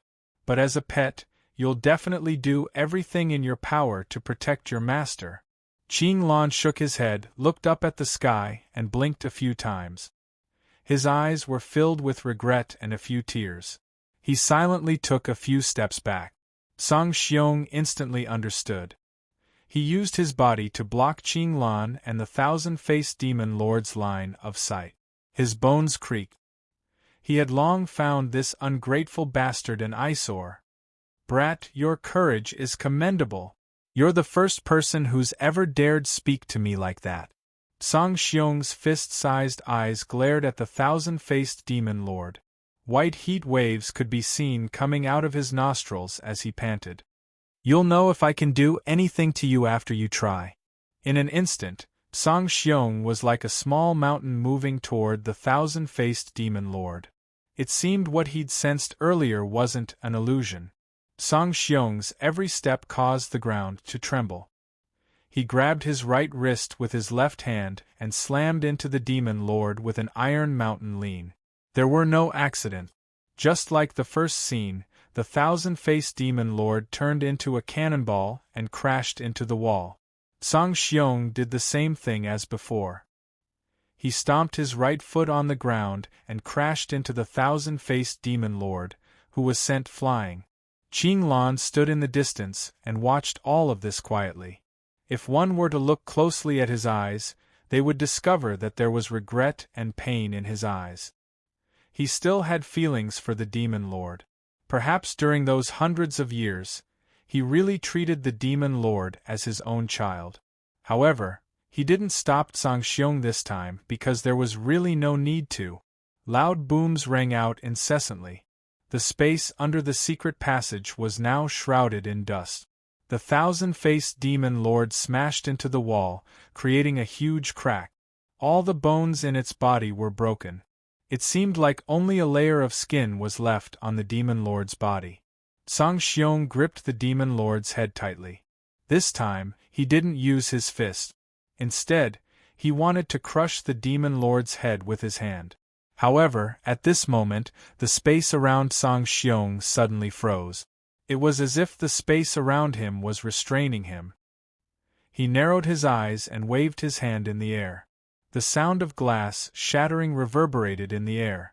You dare to play with your domain in front of me? Are you qualified? However, by the time he came to his senses, the demon lord had already left his hand. A layer of skin was shed from its body, and a new skin was put on. In an instant, the demon lord was reborn. Interesting. Song Xiong grinned and let the demon lord shed its skin in front of him. He didn't do anything to stop it. After the demon lord put on the new skin, Song Xiong instantly turned into a shadow and appeared in front of the demon lord. The demon lord didn't expect Song Xiong to move so quickly. Before it could resist, Song Xiong grabbed its neck. Shed your skin. I want to see how many layers you have. Song Xiong's fist smashed into the demon lord's bones. After that, Song Xiong didn't kill it. Instead, he waited for the demon lord to shed its skin, be reborn, shed its skin, and be reborn. The demon lord said that it was Qinglan's plaything when it was young. Now, it seemed that the adult demon lord had become Song Xiong's plaything. Shed my skin? I haven't had enough fun yet. Aren't you good at shedding your skin? I want to see how long you can play with me. Song Xiong narrowed his eyes and looked at the demon lord he had thrown against the wall. Even though the demon lord was dying, Song Xiong didn't want to kill it. He wanted to slowly torture the demon lord and make it wish it was dead. He wanted to get revenge for brother Qinglan. What are you so arrogant about? Aren't you just a pet in the Yao subduing tower? The demon lord narrowed its eyes and smiled. I just wanted to test your strength and let you take advantage of me. Do you really think you're a tyrant? The paper-like demon lord smiled indifferently. Suddenly, waves of spiritual energy appeared in the surrounding space. Chapter 1677. The space at the bottom of the tunnel was far larger than Yi Zichen had imagined. Ever since Qinglan and Song Xiong appeared, he and Gu Luolin had been running towards the right that Qinglan had pointed out. Along the way, they saw numerous towering stone pillars. As for what Qinglan said, they didn't even encounter a fork, let alone a passage. However, Yi Zichen believed Qinglan's words. If Song Xiong had said that there was a path to the right, then Yi Zichen might have suspected that Song Xiong was just messing with him. Qinglan was the calmest out of the 3 Yao emperors, and the one Yi Zichen had the best impression of. Since Qinglan had said that the good fortune Yi Zichen was looking for was here, he was certain it was here. Wouldn't it be too disloyal of us to run away like this? They seemed to be fighting really fiercely. Gu Luolin followed closely behind Yi Zichen with a hint of worry in her eyes. Even though they were far enough away from the entrance of the tunnel, they could still hear the loud roar coming from behind them. It was obvious that Song Xiong and the others had already started fighting with the demon lord. From the sounds of the explosions, it was clear that they were fighting fiercely. It seemed that Gu Luolin was a loyal person. However, there was no need to worry about Song Xiong and Qinglan. After all, when Yi Zichen first entered the 4th floor, they had said something to him. They could even save a transcendent expert's life. The Yao Lord was very strong, but against Song Xiong and Qinglan's realms, he couldn't do anything at all. Don't worry about them. Forget about the 2 of them, even one of them is more than the Yao Lord can handle, said Yi Zichen with a chuckle. He scanned the area with his divine awareness.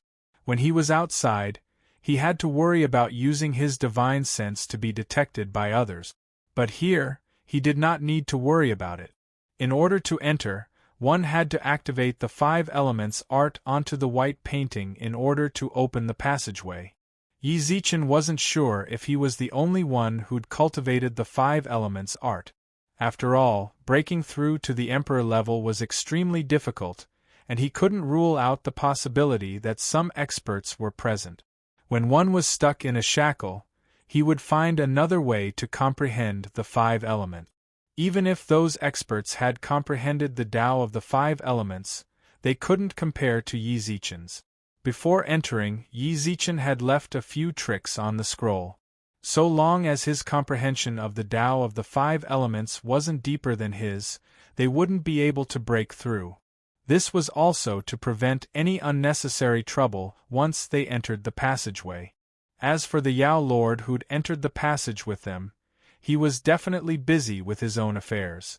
How could he possibly catch up to Yi Zichen? That's true. Gu Luolin nodded as she recalled Song Xiong's punch when he first appeared. Even his father, Gu Xuanda, could not compete with that kind of explosive power. The demon lord was like an ant in front of his father, so he would not be able to resist Song Xiong at all. Thinking about it, it was really pitiful. A dignified demon lord had schemed to come here, only to end up like this. However, death was unavoidable. Hey, you said that none of the Yao monarchs would be a match for them if they were alone. Is that middle-aged man who hasn't made a move very powerful as well? Gu Luolin tilted her head and asked. Yi Zichen hesitated for a moment, then nodded vigorously.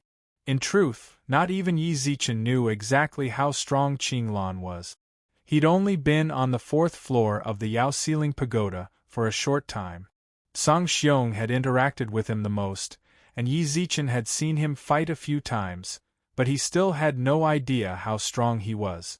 If he had to describe Song Xiong's strength, Yi Zichen could only use one word: unfathomable.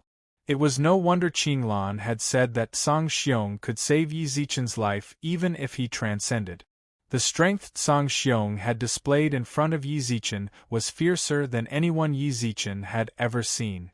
Even more shocking was the fact that he was using the purest form of strength. He didn't use any Taoist arts, nor did he have any connection with heaven and earth.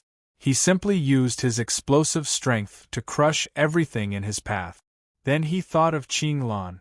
Yi Zichen had never seen Qinglan fight, but considering how much respect Song Xiong and that unruly firebird had shown him, Qinglan's cultivation was undoubtedly above theirs.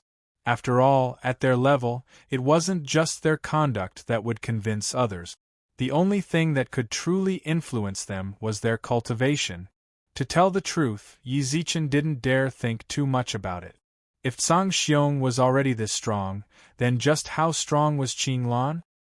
He seems to know the Yao Lord, said Gu Luolin. Yes, and their relationship isn't shallow. Yi Zichen didn't try to hide anything. He simply told Gu Luolin the story of Qinglan and the Yao Lord. Yi Zichen had learned this when he'd fled to the Yao Ceiling Pagoda to deal with Yu Qikong and the others. He'd heard Qinglan mention the Yao Lord. That Yao Lord is truly despicable. He's actually devouring people he's indebted to in order to raise his own cultivation. Gu Luolin's gaze was filled with disdain. Yi Zichen couldn't help but nod in agreement. After confirming his direction, Yi Zichen continued onward.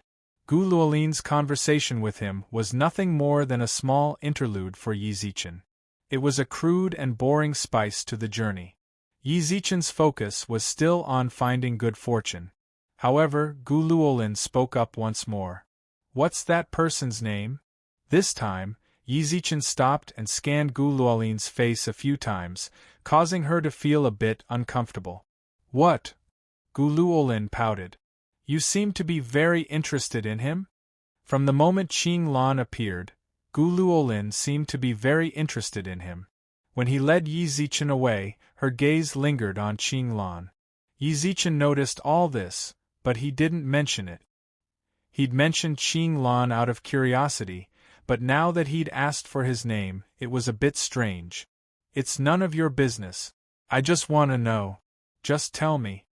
Gu Luolin wrinkled her nose and snorted. Yi Zichen didn't dwell on the topic. Qinglan. As soon as he said that, Gu Luolin's eyes widened. Her already large eyes widened to the point of being perfectly round. Her little mouth was slightly agape, and she couldn't help but turn her head back to look at where they were before they left. Why are you so shocked? I'm not. Gu Luolin pretended to look away. Little did he know that she had terrible control over her emotions. She thought that if she turned away, Yi Zichen wouldn't be able to see her emotions. However, she wasn't the Tao.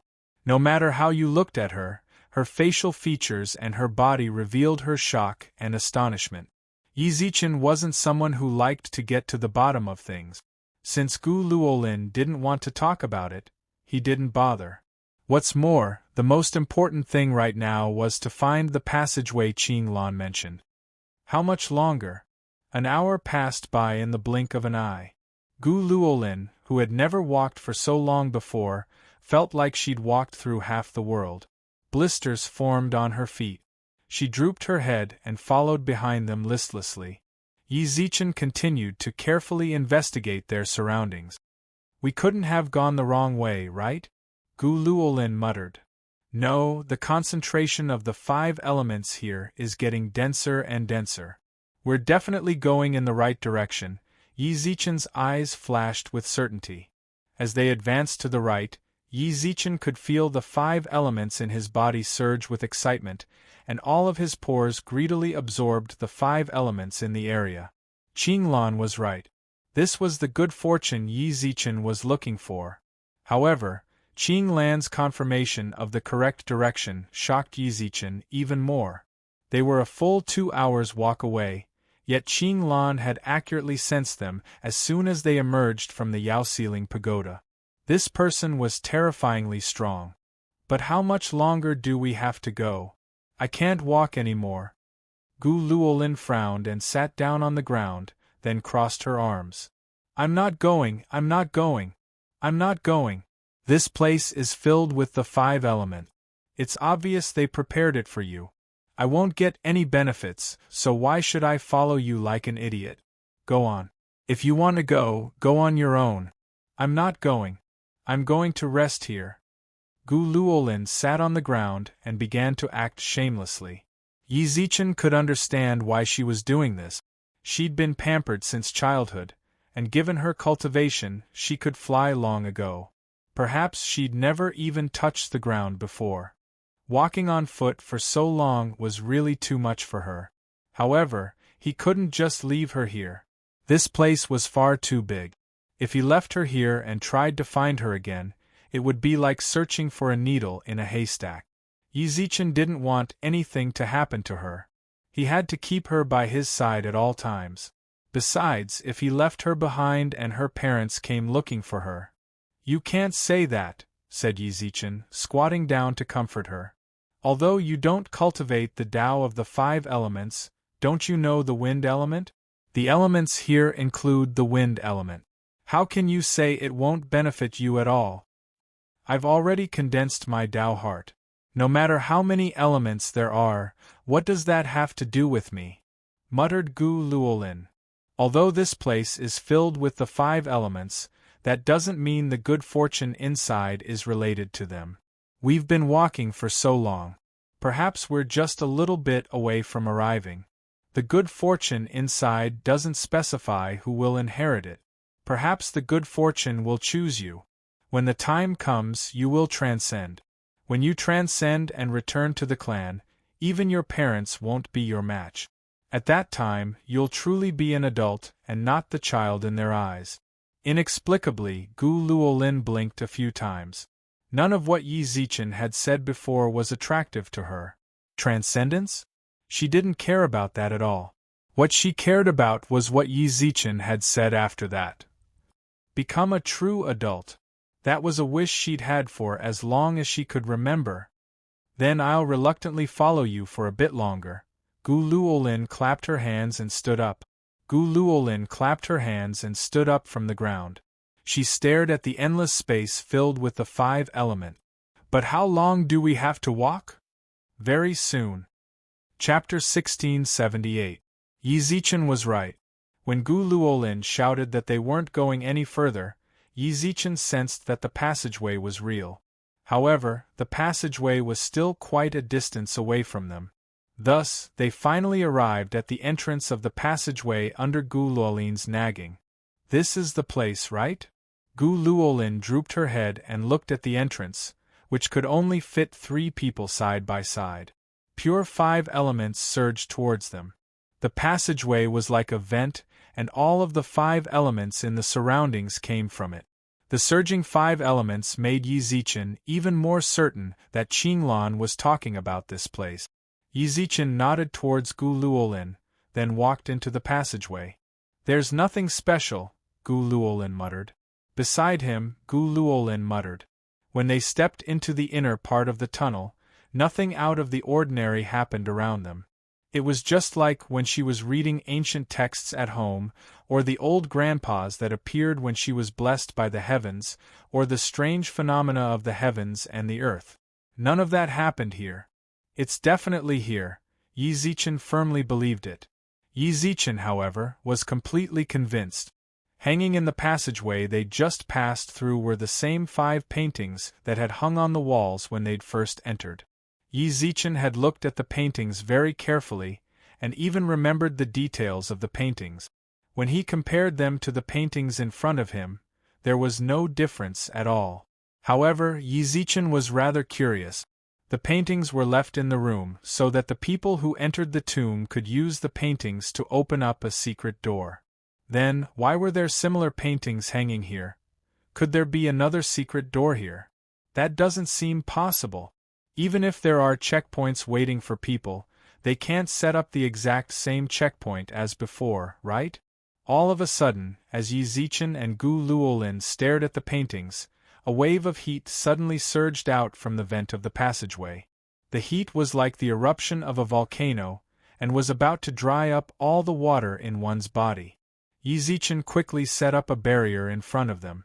At that very moment, "Who are you?" a voice suddenly sounded out in the passageway. All of a sudden, Yi Zichen was unable to determine the source of the voice. However, Gu Luolin smiled. That's right. Nothing strange happened in the passage, which was completely different from the ancient books she had read before. Now that such an inexplicable voice had suddenly appeared in the passageway, this was the situation that should occur before encountering a fortuitous encounter. "Senior, we have no intention of entering this place. If we have disturbed Senior, we will leave immediately." How long has it been? Gu Luolin had forgotten how long she had been looking forward to this. Ever since she had read those ancient books, she had always thought that she would be able to say something like this one day. According to the normal order in the ancient book, at this time, the old senior would say that they were fated and invite them in for a chat. Later, the old senior would say that he didn't have long to live, or that this was a remnant of his soul that he had left here. In short, it was fate that brought them together, so he left the inheritance to them. After that, there was a period of enlightenment. After receiving the inheritance, one's martial arts would be unrivaled, punishing evil and promoting good. Perhaps the old senior had an enemy, and when the time came, he would avenge the old senior. From then on, there was a reign of terror in the martial world. Everyone would know that she was Gu Luolin. At that time, she would no longer be the Gu family's miss who lived in the shadow of her parents. Instead, she would be a hero who would be respected by the world and would be feared by those who heard of her. That was too wonderful. Gu Luolin tilted her head and covered her face with her hands. It was clear from her eyes that she was completely immersed in her fantasy. Unfortunately, oh, you guys entered by mistake, right? Then hurry up and leave. Well, for has a bad temper. If he finds out that you guys barged in recklessly, then he'll teach you a lesson. The voice from before sounded out once again. It was different from what Gu Luolin had expected. It did not invite them in and instead asked them to leave. Gu Luolin's face instantly froze when her fantasy was shattered. She was completely stunned. Yi Zichen glared at her speechlessly, while Gu Luolin also revealed a wronged expression. It was clearly written like that in the ancient books. There were people who fell off a cliff and didn't die, and there were also people who coincidentally arrived at some place. At that time, they would say what I said just now, then they would obtain the inheritance and become very amazing. Why did it change when it came to her? Hearing that, Yi Zichen slapped his head.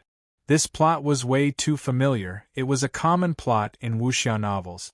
It was clear that this was a girl who was deeply poisoned by wuxia novels.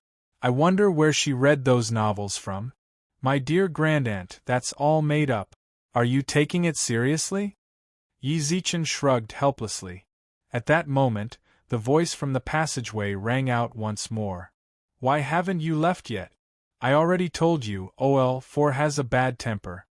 Yi Zichen took a deep breath, glared at Gu Luolin, and said, I am this era's Lord of the North Star, Yi Zichen. I am this era's Lord of the North Star, Yi Zichen. My era is about to end, and I've come here to seek transcendence. Lord of the Emperor's Star. The voice paused for a moment, then a beam of fiery light appeared before Yi Zichen and Gu Luolin. When the light dissipated, they saw a child who looked no more than 2 or 3 years old. When Yi Zichen saw him, his expression froze. This was none other than the one in the 5 paintings, the one who'd chased after the butterfly. He was also the flame Gu Luolin had mentioned when they'd broken through the secret passageway. You're the Emperor's Star? The child's voice was young and tender. He floated in midair, his eyes locked with Yi Zichen's. His pitch-black eyes scanned Yi Zichen. Then why did you say you'd come here by mistake? That girl ran around all over the place when she was young. Her head got squeezed by a door, so she's a bit dumb, said Yizichin, pointing at his head. Only your head got squeezed by a door. Gu Luolin kicked Yizichin's calf, then, right in front of his eyes, she really did something like her head had been squeezed by a door. What an adorable baby! It'd be great if my mother gave me a little brother. Gu Luolin gently patted the child's head. Her gaze was doting, as if she wanted to hold him in her arms. When he saw this, Yizichin was dumbfounded. Earlier, Gu Luolin had spouted nonsense and nearly kicked them out of this place. Now she. However, to his surprise, the child didn't struggle at all. Instead, his eyes darted shiftily towards Gu Luolin's chest, tickling her until she giggled. He's a little pervert, muttered Yizichin to himself, wide-eyed. Yizichin opened his eyes wide and muttered to himself, while Gu Luolin continuously pinched the child's face. What's your name? Why are you here? Why don't you come home with me? My family is rich. I'm a fire elemental fairy. Go home with you. Okay. The fire elemental sprite nodded excitedly.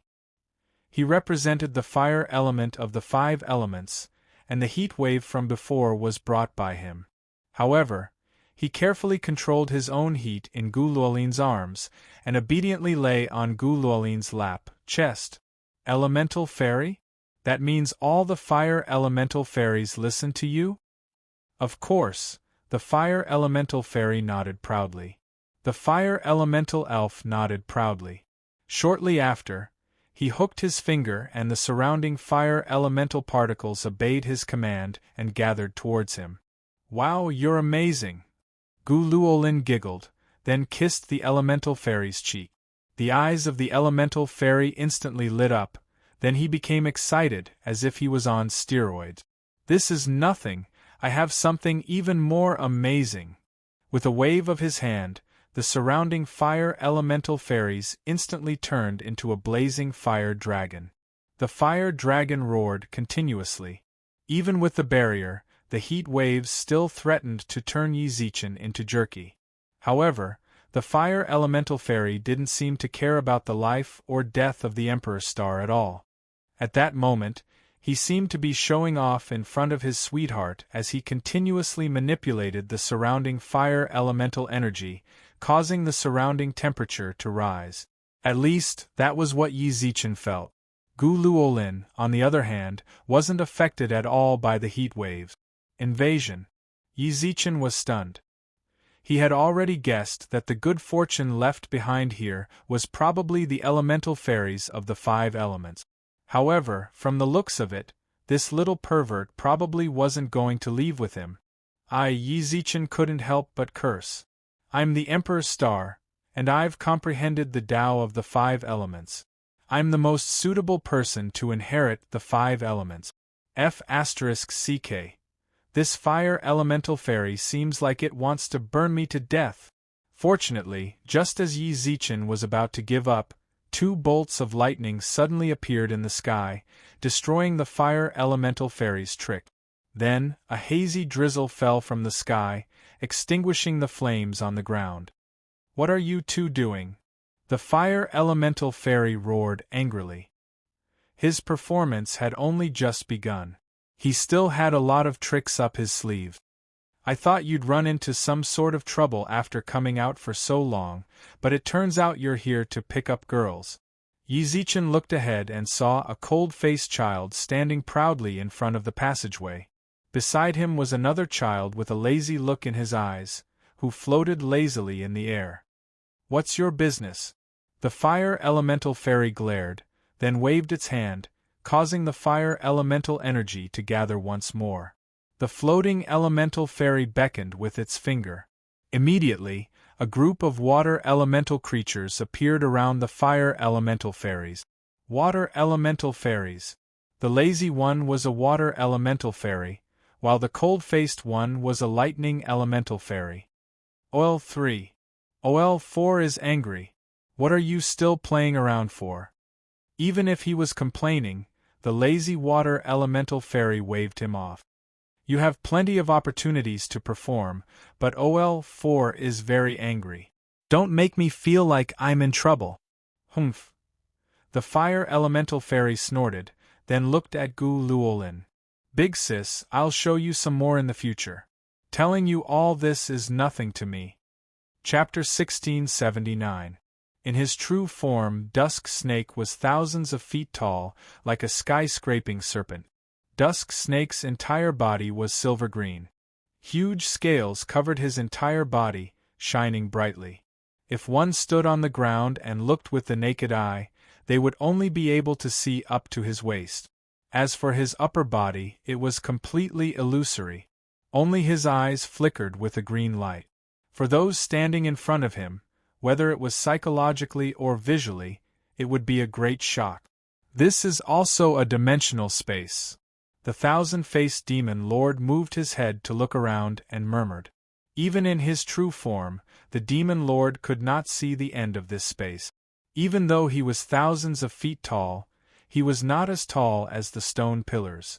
If this was a real space, given his height, he would have reached the ceiling of this space long ago. The person who left behind this mystic realm truly had the means to combine reality and dimensional space. Not only that, the countless dimensional spaces were especially stable when shuttling between rooms.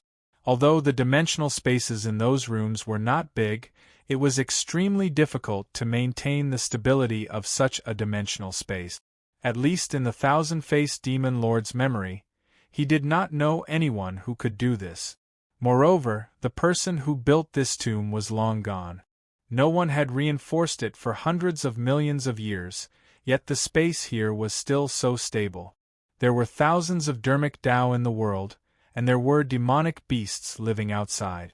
This seemed to be a dimensional space that had been cut out, but it was more like a self-made space. A small, round world. The demon lord was certain that even if people from the three races came here, they would be able to live as if they were outside. However, the demon lord's murmur only lasted for a moment. At the end of the day, this was a place to seek opportunities. The person who left behind this tomb was naturally an extraordinary person. Otherwise, he would not have left opportunities here that could allow him to transcend. Compared to feeling emotional about this place, what he needed to deal with now was the lowly crawling worm under his feet. The crawling worm in the demon lord's heart was Tsang Xiong, and that was indeed the case. Standing at more than 3 meters tall, he was usually very burly, but standing in front of the demon lord in his true form, he was not even as big as a scale on his body. In the demon lord's eyes, Tsang Xiong was not as small as a speck of dust, but he was not much different. Interesting. Tsang Xiong placed his hand in front of his forehead and looked up into the void. Tsang Xiong did not expect the little snake, who had always been bullied by him, to have such a huge body. Tsang Xiong was a little surprised, but he was just a little surprised. The look in his eyes was still as playful as ever. You've finally grown up a little. Before, you were like a little chick, and I couldn't even fight to my heart's content. This time, you should be able to take a beating, right? Big guy, don't let me down. With that, Tsang Xiong stomped hard on the ground, not caring whether Yao Jun heard him or not. This time, it was obvious that Tsang Xiong had used a lot more strength than before. Not only was the ground beneath his feet crushed, but a hole that was more than 10 centimeters deep had also appeared. The cracks on the stone slabs on the ground extended for dozens of meters, and gravel flew everywhere. A gust of wind whistled through the air. This gust of wind was none other than Tsang Xiong's body, which was formed from the friction of space itself. Disdain flashed in Yao Jun's eyes as he looked down. He wouldn't easily revert to his original form, because reverting to his human body would cause his cultivation level to drop by more than 1 level. From the moment Tsang Xiong forced him to revert to his original form, he thought that the outcome was already set in stone. If he reverted to his original form, even the 3 emperors wouldn't be a match for him. Tsang Xiong was merely a low-level demon with good powers. No matter how strong he was nothing in front of Yao Jun's original form.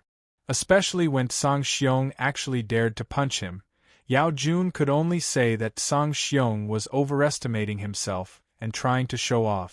Previously, when he was still in his human body, he had suffered quite a bit at Song Xiong's hand. It was time to collect some interest. The moment Song Xiong swung his tail, a gust of air rushed over like a hurricane. The hurricane was so strong that all the gravel in the room flew in the direction of the hurricane.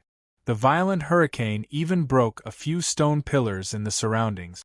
In the modern realm, the strongest wind recorded was a level 12 wind, but Yao Jun's casual swinging of his tail was at least a level 20 wind. However, Song Xiong continued to brazenly face the wind. His sandbag-sized fist collided violently with Yao Jun's tail. This clash of pure strength actually produced air pressure, which tore a crack in the space around them. Then, with a loud bang, a huge shadow was violently sent flying. This time, it wasn't Yao Jun but Song Xiong.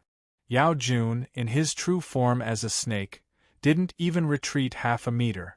Song Xiong slammed into a stone pillar, and the enormous impact caused the entire pillar to snap in half. Countless boulders fell from the sky, burying Song Xiong beneath them. For a long time, there was no movement from the ruins. You're just a low-level demon with good powers. So what if you've refined your power to a higher level? Yao Jun, in his true form as a snake, spat out the truth, his tone full of disdain. Suddenly, the sound of something tearing through the air rang out. Yao Jun's huge head drooped down from the sky, stopping half a meter away from Qinglan. Your brother is dead. Do you want to go take a look? As he spoke, the stench of blood assailed his nostrils. Even now, Qinglan still looked at Yao Jun with a trace of pity in his eyes. Although he didn't say anything, his gaze seemed to have touched Yao Jun's most untouchable spot. His eyes instantly turned ferocious, and his snake tongue flicked and flicked. Are you pitying me? Are you pitying me? The violent wind and waves caused Qinglan to involuntarily take a few steps back. Only when he leaned against a stone pillar did he stop retreating. His words were accompanied by a sigh of regret. It's not too late to stop now. Don't be so stubborn. Stubborn? Are you saying that I'm stubborn? Yao Jun opened his bloody mouth, as if he was about to swallow Qinglan whole. What nonsense are you talking about? I'm the heavens now. None of you can stop me. You're telling me to stop, but I'm stubborn. Do you know that there's always someone better than you out there? Then let me see who you are. I'm afraid your brother is already dead. Are you referring to yourself? That's right. You're the one who's better than you. With that, Yao Jun suddenly moved several meters back. Come, I'll give you a chance. Let me experience what it means to be a person better out there. Sigh. Qinglan shook his head with a long sigh. Yao Jun pressed on. Come on. You've really changed. Qinglan's eyes were full of regret. He knew that snakes were cold-blooded, but he really didn't expect Yao Jun to become like this when he was young. I've changed a long time ago.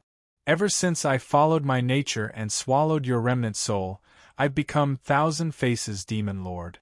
I'm no longer that little pet snake that you played with. Thousand Faces Demon Lord roared. The surging smell of blood seemed to dilute the surrounding 5 elements. Yao Jun's snake eyes were fixed on Qinglan, full of sorrow. At this moment, the surrounding stones in the ruins of the collapsed stone pillar were pushed away. Not long after, Song Xiong wiggled his arm out. Damn, it hurts. Song Xiong, who was twisting his neck and waist, slowly walked out of the ruins. He glanced at Yao Jun, then walked to Qinglan's side. Old brother Qinglan, I've given you enough face. But he doesn't seem to have any intention of repentance. He'll only be a scourge even if I let him live. With that, Song Xiong whistled at Yao Jun. Not bad, not bad. You're thick-skinned, aren't you?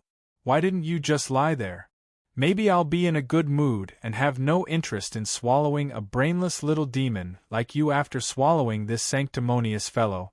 Dusk Snake spat out the truth. Heh, little demon. Song Xiong grinned and lightly patted the dust off his clothes. Old brother Qinglan, You don't seem to have the heart to do anything to him. Then let me clean up the mess for you. Even if the Buddha of the West came, he wouldn't be able to change this fellow. Why do you have to have such high hopes for him? Qing Lan's eyes still flashed with hesitation. This was a child who had lived with him day and night for hundreds of years like his own son. I knew you couldn't bear to do it, so I just played around with him. But look at him. He's really ruthless to me, his uncle. Perhaps he still has a trace of gratitude for you, but it's too small. Look at his eyes, you can see that he wants to kill us. What shameless boasting! Yao Jun bellowed. Hell, little fellow. Old brother Qing Lan wasn't trying to scare you when he said there were outsiders and the world beyond the heavens. Shameless boasting. To be honest, there's not a single person in the myriad worlds who dares to talk to me like that. You, the ignorant, are fearless, Song Xiong said with a smile. Do you want to die a more dignified death? You're playing the lute to a cow. Song Xiong spread his hands and looked at Qing Lan. Old brother Qing Lan, I've been waiting for your answer. Are you going to let this snake live or not? You're too noisy. Just wait until I devour you. You can dream of becoming emperors in the river Styx. As soon as he finished speaking, a gust of fishy wind blew. The Thousand Faces Demon Lord opened his mouth and bit down at Qing Lan and Song Xiong. Unbeknownst to him, Qing Lan and Song Xiong didn't even look at him when they saw this. Song Xiong was still looking at Qing Lan, waiting for him. Do it? Leave it to me. Song Xiong grinned. Suddenly, a giant shadow appeared in the sky. Song Xiong's body instantly expanded. His clothes were torn into countless pieces by his expanding body. The Thousand Faces Demon Lord watched as Song Xiong grew larger and larger until, boom! Chapter 1680. The Real Room. Almost everyone who'd entered the mountain and hadn't died at the hands of the beasts had found the real room. Great emperors had a keen sense of smell. Anyone who'd suddenly discovered a real room in the middle of countless subdimensions would realize that it was the room they were looking for. In the face of desire, people would always reveal their greedy nature. They'd walked through the mountains hand in hand and fought against the beasts.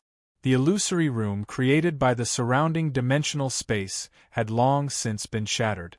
As far as the eye could see, all one could see was nothingness. All that was left was the real thing that anyone would carefully avoid when they made a move against it. The room. The Ocean Emperor and the other great emperors who'd left on their own met up with Yang Jian and the great sage. Their appearance calmed the other great emperors who'd been fighting. They weren't as strong as the Ocean Emperor, so if they wanted to obtain the fortune inside, they'd have to work together. That way they might stand a chance. It was funny though. Before they'd entered the mountain, they'd realized that they weren't the only ones here. But they'd waited until they'd lost more people before realizing it. In the end, it was human nature at work. I don't think there's any need to fight.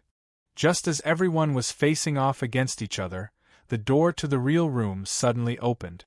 A little girl and a brawny man walked out. Everyone present had seen them before. It was the little girl who'd told them how to enter the inner palace from the outer palace. However, they'd been shocked to see that she'd walked out of the real room. Everyone had fought over this room, and no one had allowed anyone else to enter. How had she gotten in? Kill them! They've been in the room! Roared the great emperors. Just as they were about to attack, the brawny man beside the little girl took a step forward. A spatial ripple appeared in the subdimension, sending the emperors flying. The Ocean Emperor, Demon Emperor Kuei Lin, and the others' eyes widened. What an exquisite spatial technique! Although they'd sent so many great emperors flying, they hadn't been injured. The spatial ripple alone was enough to show them the difference in power between the two sides. It was easy to use spatial techniques to injure someone, but it was also easy to send them flying without hurting them. The requirements for spatial control were quite high. It was obvious that the other party had the ability to kill them. However, the muscular man did not do so, which meant that they were not hostile. Everyone, little Loli stomped over as well. After witnessing her bodyguard's strength, even Kuei Lin had no choice but to take them seriously. You've been fighting ever since you came here. Actually, none of you have entered the room. No one spoke, but everyone nodded in their hearts. Whether it was the Emperor's Demon Emperor Kuei Lin or the Ocean Emperor, they were all holding each other back. No one could let the other take even half a step forward.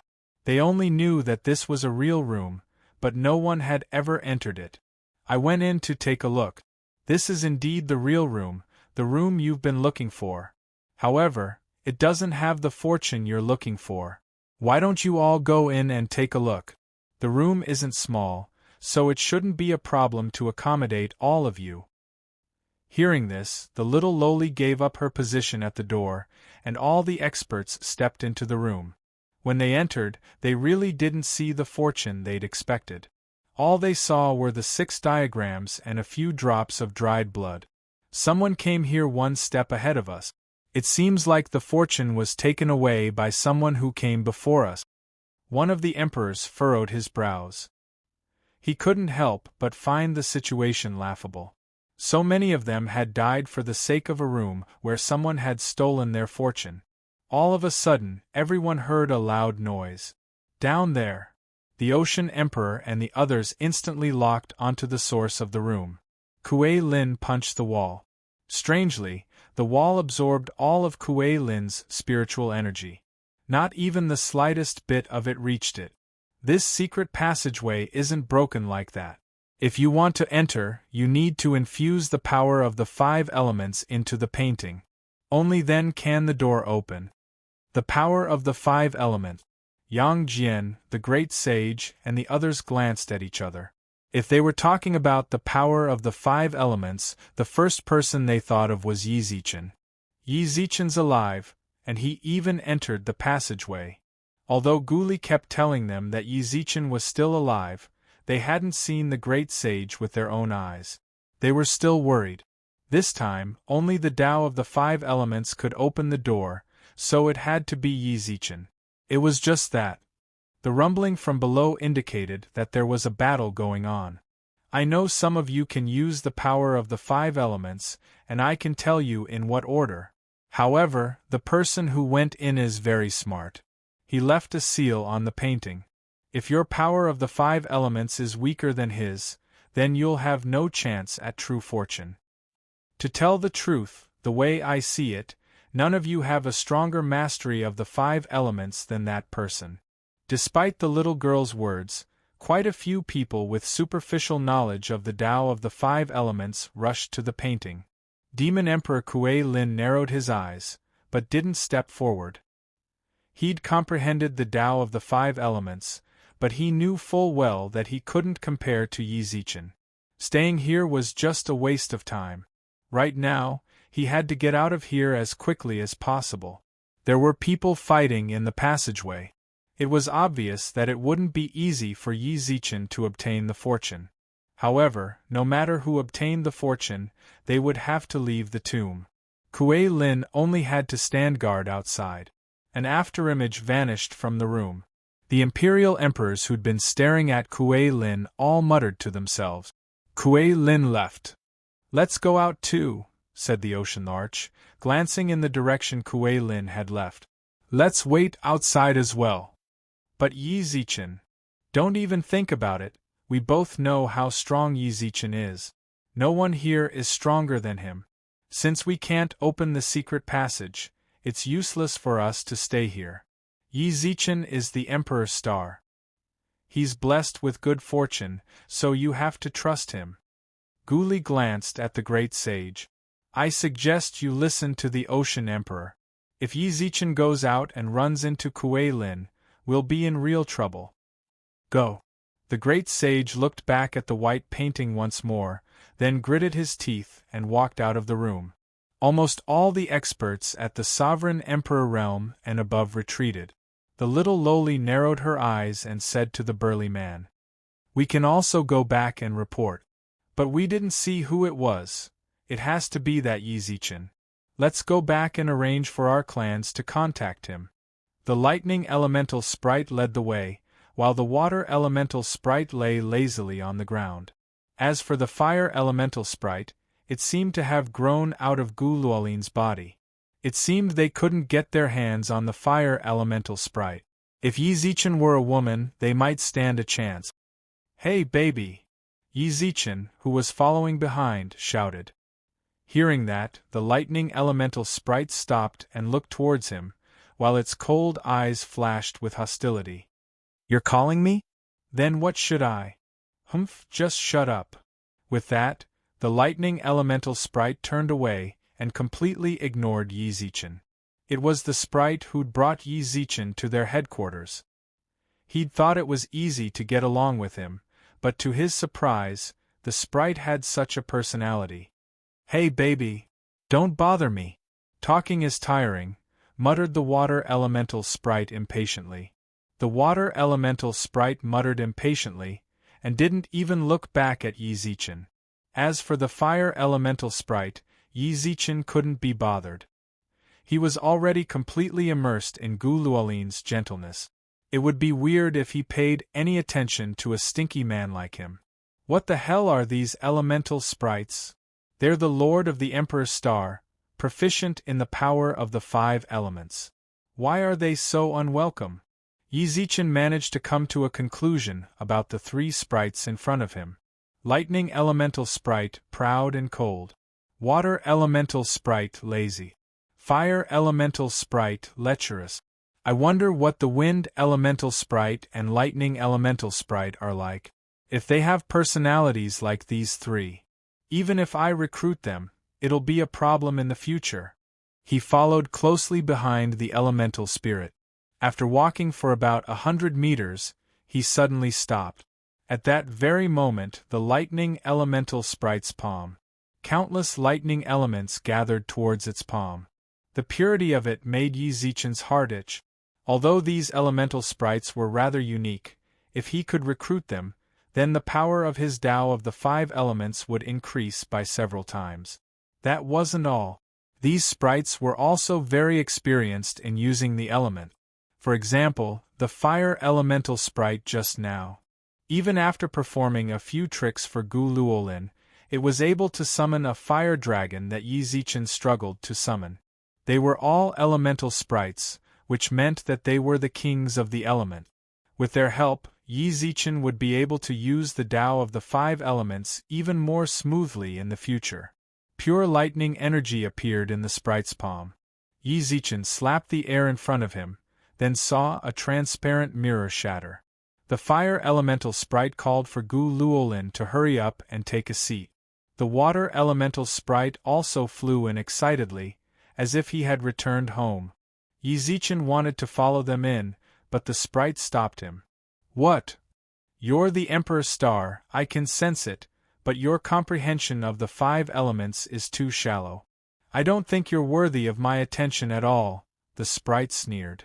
"No need to get angry, I'm just telling the truth.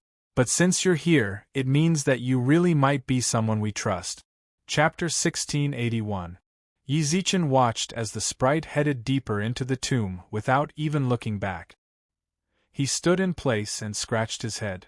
As expected, elemental spirits were all intelligent creatures. They were so cocky when they spoke. From the sprite's words, Yizichin could tell that they were the true fortune of this tomb. Their mission here was indeed to follow the Emperor's Star, who was comprehending the Tao of the 5 elements. Since that was the case, couldn't they just be a little more obedient? They were, after all, their future masters. How could they be ridiculed for no reason at all? "I look down on you." Yizichin wanted to say that he didn't look down on that cocky fellow either. He cared about the world, tch, but he made it sound so grand. Yizichin twisted his neck and followed the sprite. The first thing he saw was an especially rustic environment. There was a stone table in front of them, surrounded by 5 stone stools. The path was paved with sand and gravel. Yizichin gazed into the distance, where the trees were lush and verdant. He could even vaguely make out a golden wheat field. Elemental spirits shouldn't eat ordinary grains, right? Yizichin couldn't help but feel curious. These elemental spirits should be able to survive by devouring the elements of the 5 elements. It was just like how cultivators absorbed spiritual energy. Even if they didn't eat for several months, they wouldn't feel hungry. Going to restaurants was purely to satisfy his taste bud. Could it be that these elemental spirits were the same? There wasn't even a house in sight. All he saw were boulders piled haphazardly on either side of the path. The water elemental spirit, who'd appeared earlier to stop the fire elemental spirit's performance, was currently lying lazily on a boulder. Yizichin couldn't help but recall the painting he'd seen earlier. Immediately after, he looked around and realized that this was the place depicted in the Liao Ran painting. The water elemental spirit was lazily sunbathing. The sun. This was the tomb palace, and the entire tomb palace was a dimensional space. Subdimensions were planes cut out of the main space. There shouldn't be a sun here. Suddenly, Yizichin looked up into the sky and saw that there really was a ball of fire, as hot as the sun, hovering in the air. The world is formed from the condensation of the 3,000 Taoist art. The power of the 5 elements is the framework of the world. Only with the 5 elements can there be a world. A world can be condensed without any Tao, but it can't be without the power of the 5 elements. We, the elemental spirits of the 5 elements, live here, and even the dimensional space can be treated as a small world. The lightning elemental fairy saw Yizichin's shock, so it floated over from the side to explain. Yizichin nodded in response. The sun was of the fire attribute. Without it, countless plants wouldn't be able to survive.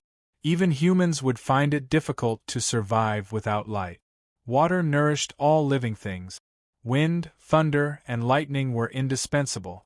It was conceivable that if these 5 elements existed in the world wouldn't exist. However, the foundations of the other great Taos of heaven and earth would not be shaken even if they did not exist. The power of the 5 elements was really important. Furthermore, from the words of the lightning elemental sprite, Linley could tell that the great Tao of the 5 elements was a supreme great Tao that stood above all other great Tao. As mentioned before, elemental spirits were existences with strong personalities. After that, the lightning elemental sprite didn't say anything else to Yizichin. Perhaps he only explained to Yizichin because he wanted to. If he didn't want to, he wouldn't say a single word even if Yizichin begged him.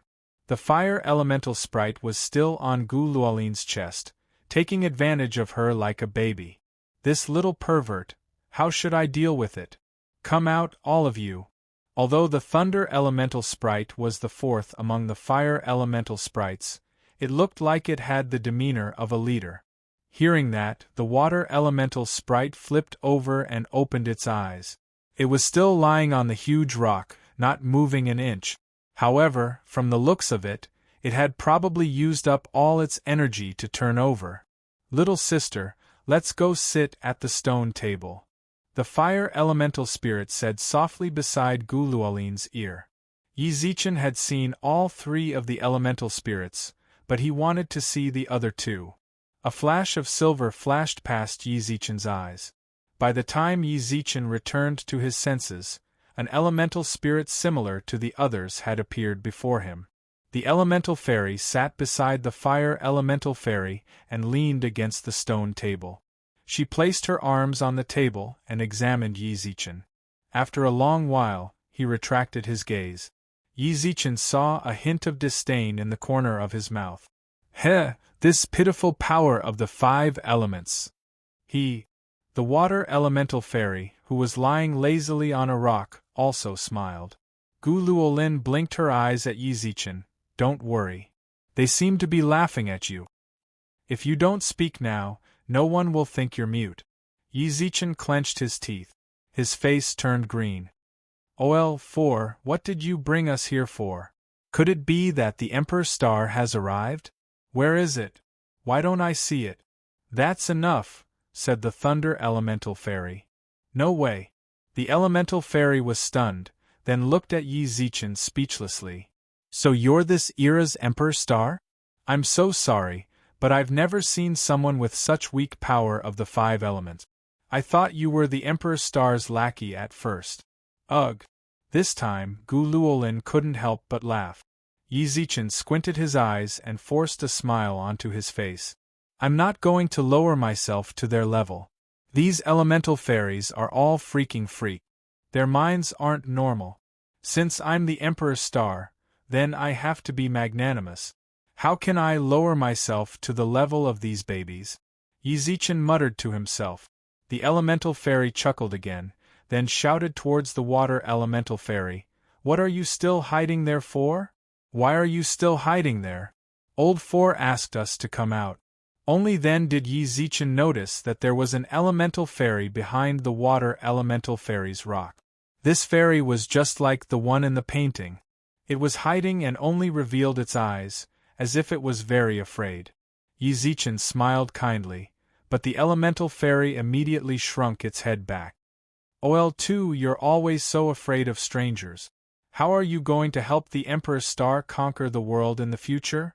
The other elemental fairies knew when to stop, but the one on the stone block was clearly mocking Yi Zichen. "I really can't take it anymore. You bastard." Yi Zichen grabbed the rock and walked towards the elemental fairy. However, the moment he moved, the thunder elemental fairy, the fire elemental fairy in Gu Luolin's arms, and the water elemental fairy all attacked at the same time. Fireball, lightning, waterfall. There was also a pure blade of wind among the 3 elemental attacks. Wind. The one who'd released the blade of wind was none other than the elemental fairy's head. It seemed like he was a wind elemental fairy. The one in front of the stone block was lightning. Yi Zichen didn't expect the elemental fairies to be so united. Just as Yi Zichen was about to attack, they all thought of attacking the Emperor Star at the same time. Before Yi Zichen could even take 2 steps, he was blocked by 3 elemental fairies. When he saw this, Yi Zichen merely smiled indifferently.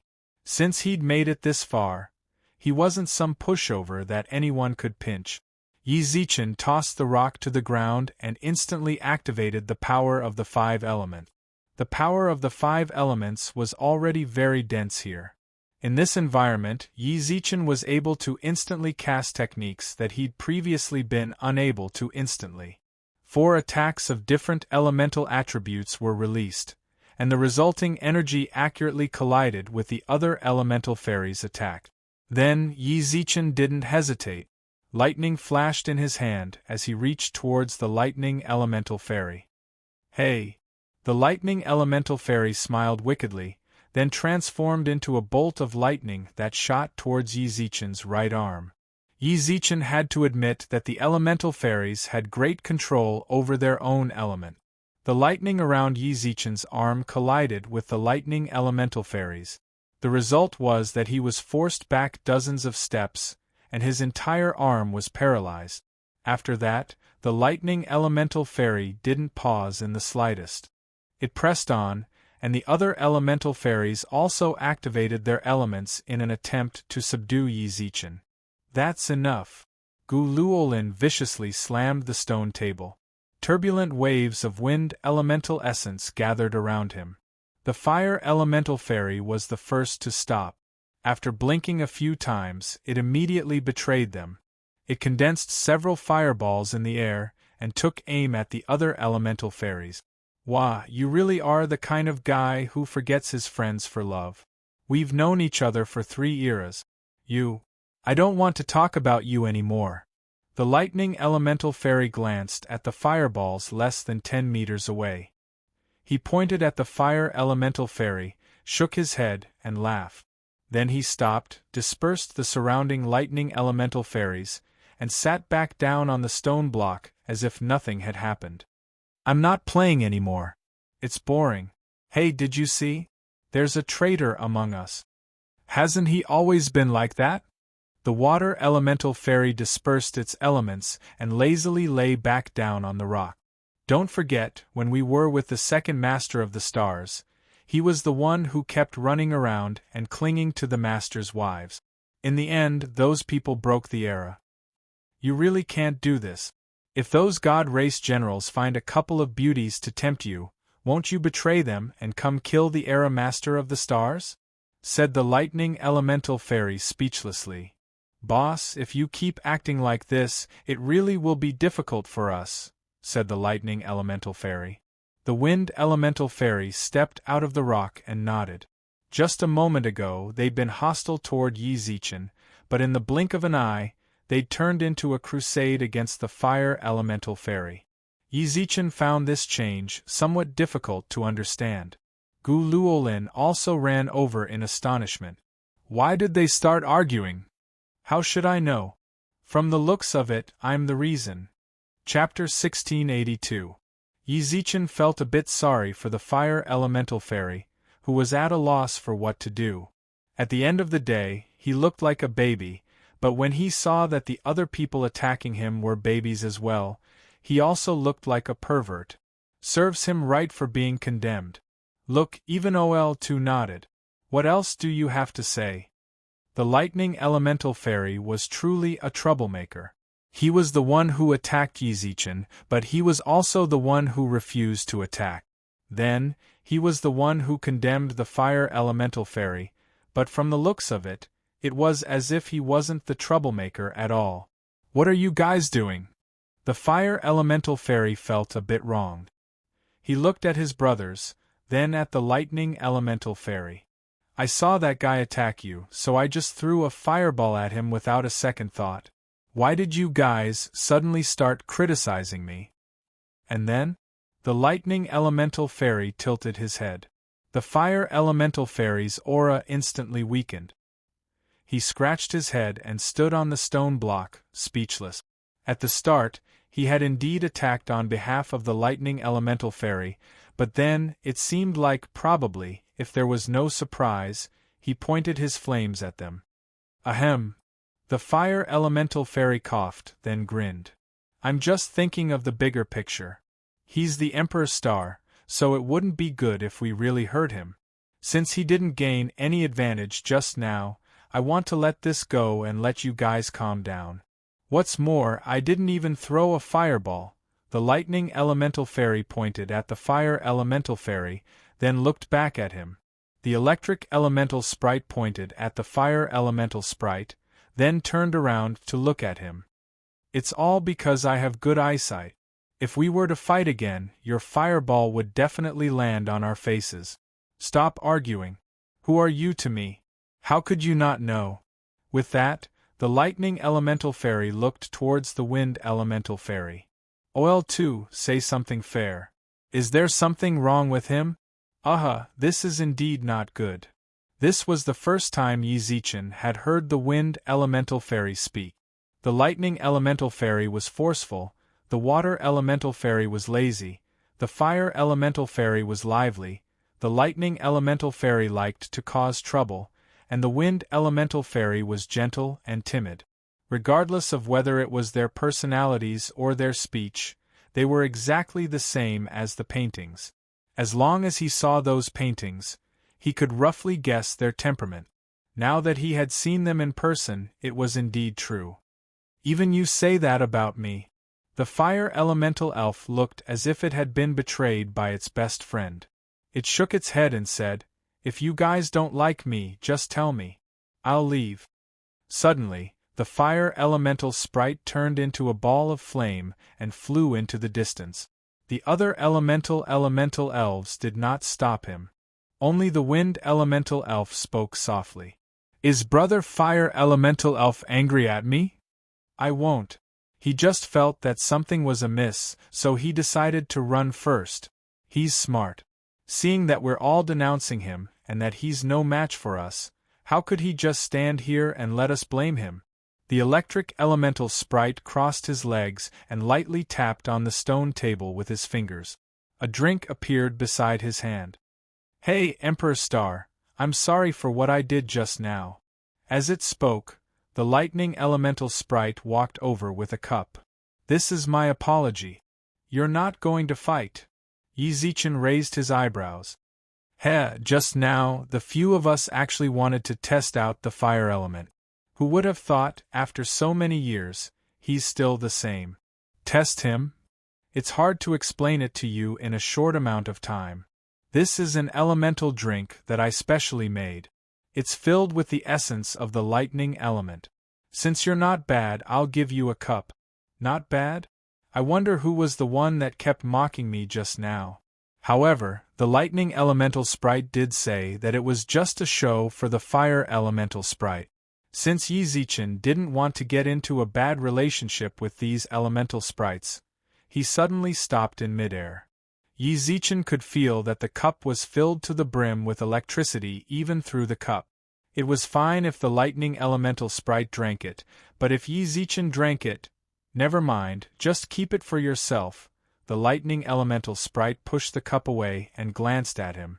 Pushing the cup away, the lightning elemental glanced at him and said, "Although your comprehension of the lightning element is not bad, in my eyes, it is still not enough. This will help you comprehend the lightning element." Never mind. Yizichin didn't dare to accept the lightning elemental sprite's good intentions. The elemental drink was rather precious, so the lightning elemental sprite didn't force Yizichin to not take it. Thus, Yizichin held the drink and started to drink. Is he really fine?" Guluolin asked worriedly. The lightning elemental sprite waved its hand. "He's fine. Oh, 5 is right, he just ran away." In other words, you guys were already acting from the moment you saw me? Yizichin asked. Or should I say from the moment I saw her? The lightning elemental sprite pointed at Guluolin. Me? Guluolin opened her eyes wide. So, all of you are mocking and ridiculing me. That's the truth. The lightning elemental sprite nodded. Although your comprehension of the Tao of the 5 elements is alright, and can be said to be above average, it's still pitifully low for us. Well said. Yizichin clenched his teeth. He really didn't understand why he asked all this just now. Was it fun to get a second round of damage this time? However, Yizichin did realize the difference between them through the clash with the 5 elements elemental sprites. The other elemental sprites did not use their full strength, and only used basic attacks of the Tao of the 5 elements. Even so, Yizichin had to use elemental energy that far surpassed what they used to defend. Yizichin didn't know if the lightning elemental sprite used its full strength, but he did use 90% of it. In the end, his entire arm went numb. These elemental sprites formed from the Tao of the 5 elements were far too experienced when it came to using the Tao of the 5 elements. You still haven't explained what you said earlier? Guluolin asked. She was naturally referring to what the lightning elemental sprite had said. After seeing her, the sprites decided to put on a show. Sit down. The lightning elemental sprite pointed at the stone table. The water elemental sprite didn't like to move, so he laid on the stone. The fire elemental sprite wasn't there, so the 5 stone stools were just enough for them to sit on. The wind elemental sprite was still a bit timid, but he seemed to like Guluolin a lot. When he sat beside her, the timid expression on his face would soften. Could this also be your friend has condensed a Tao heart of the wind, right? OL2 is a wind elemental sprite, so it'll be much better by her side. What's more, OL2 can't be like boss, she's a girl. She's a girl? You're a girl? Yizichin and Guluolin spoke at practically the same time. The wind elemental sprite nodded carefully. Seeing that, Guluolin giggled and hugged the wind elemental sprite.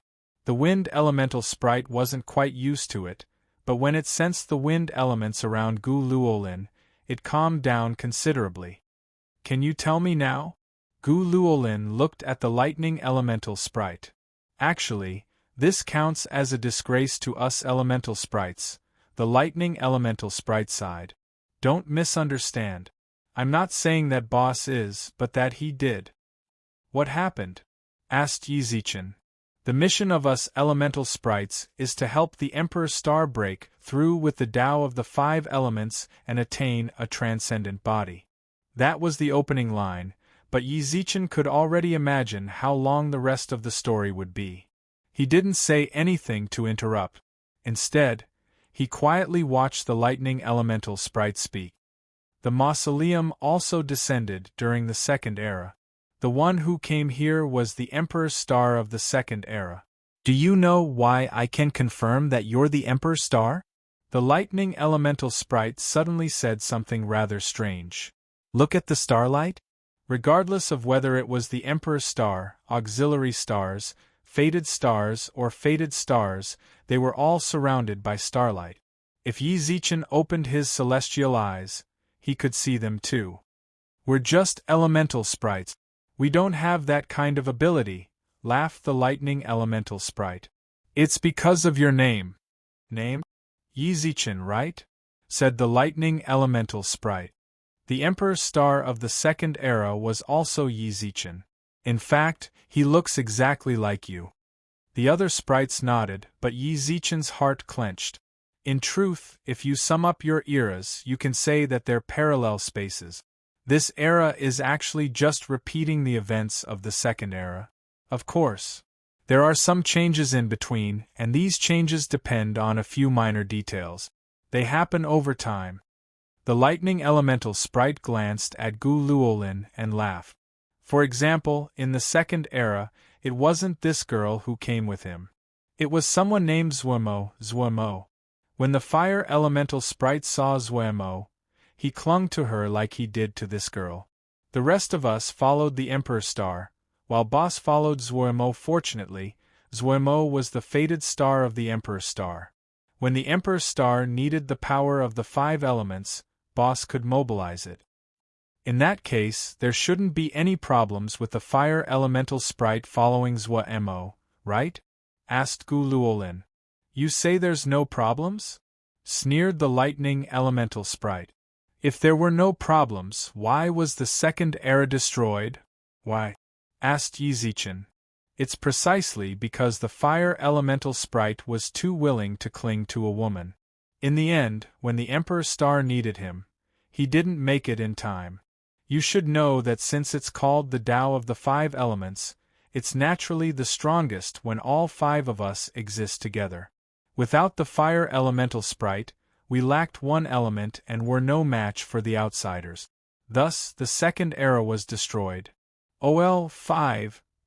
The lightning elemental sprite shouted at the lightning elemental sprite. Didn't the fire elemental sprite come later? He came, but it was already too late. Snorted the lightning elemental sprite. Yi Zichen's shock had long since reached its peak. Chapter 1683. Was it a problem with the fire element? When the elemental fairies told him the secrets of the past, Yi Zichen's eyes flashed with indescribable seriousness. If it really was as they said, then the fire elemental couldn't be forgiven.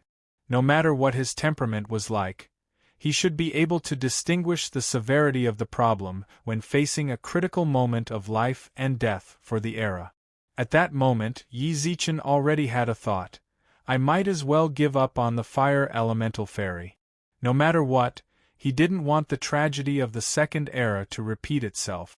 There were far too many people he wanted to protect here, and he had to bring back all the people who once lived in the modern realm. He couldn't tolerate the fire elemental fairy's stubbornness leading to the end of the era. No way, I think he's a good kid, Gu Luolin frowned. Gu Luolin frowned and tried to explain for him. Although he was still young, she, who had lived in the Gu clan, had heard about the end of an era. Her elders had been going out frequently recently, all in preparation for the end of the era. She'd heard quite a bit about the Second Era from her elders. Pushing all the blame onto the fire elemental fairy was a bit unfair in her eyes. You won't.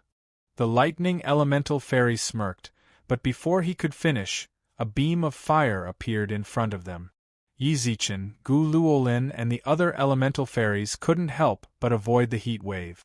When the heat wave slightly dissipated, everyone saw that the fire elemental fairy was holding the neck of the lightning elemental fairy tightly, while her eyes flashed with a cold light. Boss, the lightning elemental fairy frowned. The water elemental fairy floated over from the boulder in shock, while the wind elemental fairy's eyes and face were filled with worry. OL 5, don't go too far. As the fire elemental fairy spoke, the surrounding fire elemental energy continued to gather around him. All of a sudden, the surrounding temperature rose by several dozen degrees. As humans, Yi Zichen and Gu Luolin couldn't face this temperature for long. The wind elemental fairy considerately set up a wall of wind around them, while the water and lightning elemental fairies broke out in cold sweat. Didn't you already run away? Since you chose to run away, then don't come back. The lightning elemental fairy snorted, then pushed the fire elemental fairy's hand away. Don't grab my collar, let go. Escape? Are you saying that I'm escaping? The fire elemental sprite was still holding onto his collar tightly, its eyes burning with tangible flames. The destruction of the second era is all of our problems. You're really smart trying to push the blame onto me with just a few words. As soon as it finished speaking, the fire elemental sprite pushed the lightning elemental sprite back. The electric elemental sprite patted its collar gently. Shortly after, the fire elemental sprite turned around and glanced at Gulin. Thank you for trusting me. At this moment, his eyes no longer had that perverted look in them. His eyes were filled with seriousness as he looked at the major elements around him. Ask yourselves, am I to blame for the destruction of the second era? Don't you have any questions? The fire elemental sprite looked around, and everyone who met its gaze lowered their heads. After that, he looked at the electric elemental sprite. However, the electric elemental sprite didn't dare to look him in the eye like a human. I obediently listened to the Star Lord's words and used the lightning element to resist the Outerium's celestial race for 6 hours. That's right, you did what you were supposed to do. However, others might not know what you did in between. Do you think I don't know? The fire elemental sprite sneered. What did I do? Speaking of which, it's quite a coincidence. I like beautiful women. Wherever there are beautiful women, I like to go there. At that time, the Demon Emperor had 2 extremely beautiful attendants by his side. I peeked at them bathing many times. You have the nerve to say that. There's nothing to be embarrassed about. So what if I like them? However, I coincidentally saw you in the Demon Emperor's residence once. The fire elemental sprite looked at the electric elemental sprite indifferently, its eyebrows lowered. At that time, the Outerium had already attacked the era. The Demon Emperor was still standing opposite the Star Lord. However, you still contacted him despite knowing this, and told him the truth of transcendence. After that, you deliberately didn't help the Star Lord comprehend the elemental power, so that your lightning element remained 1 step behind.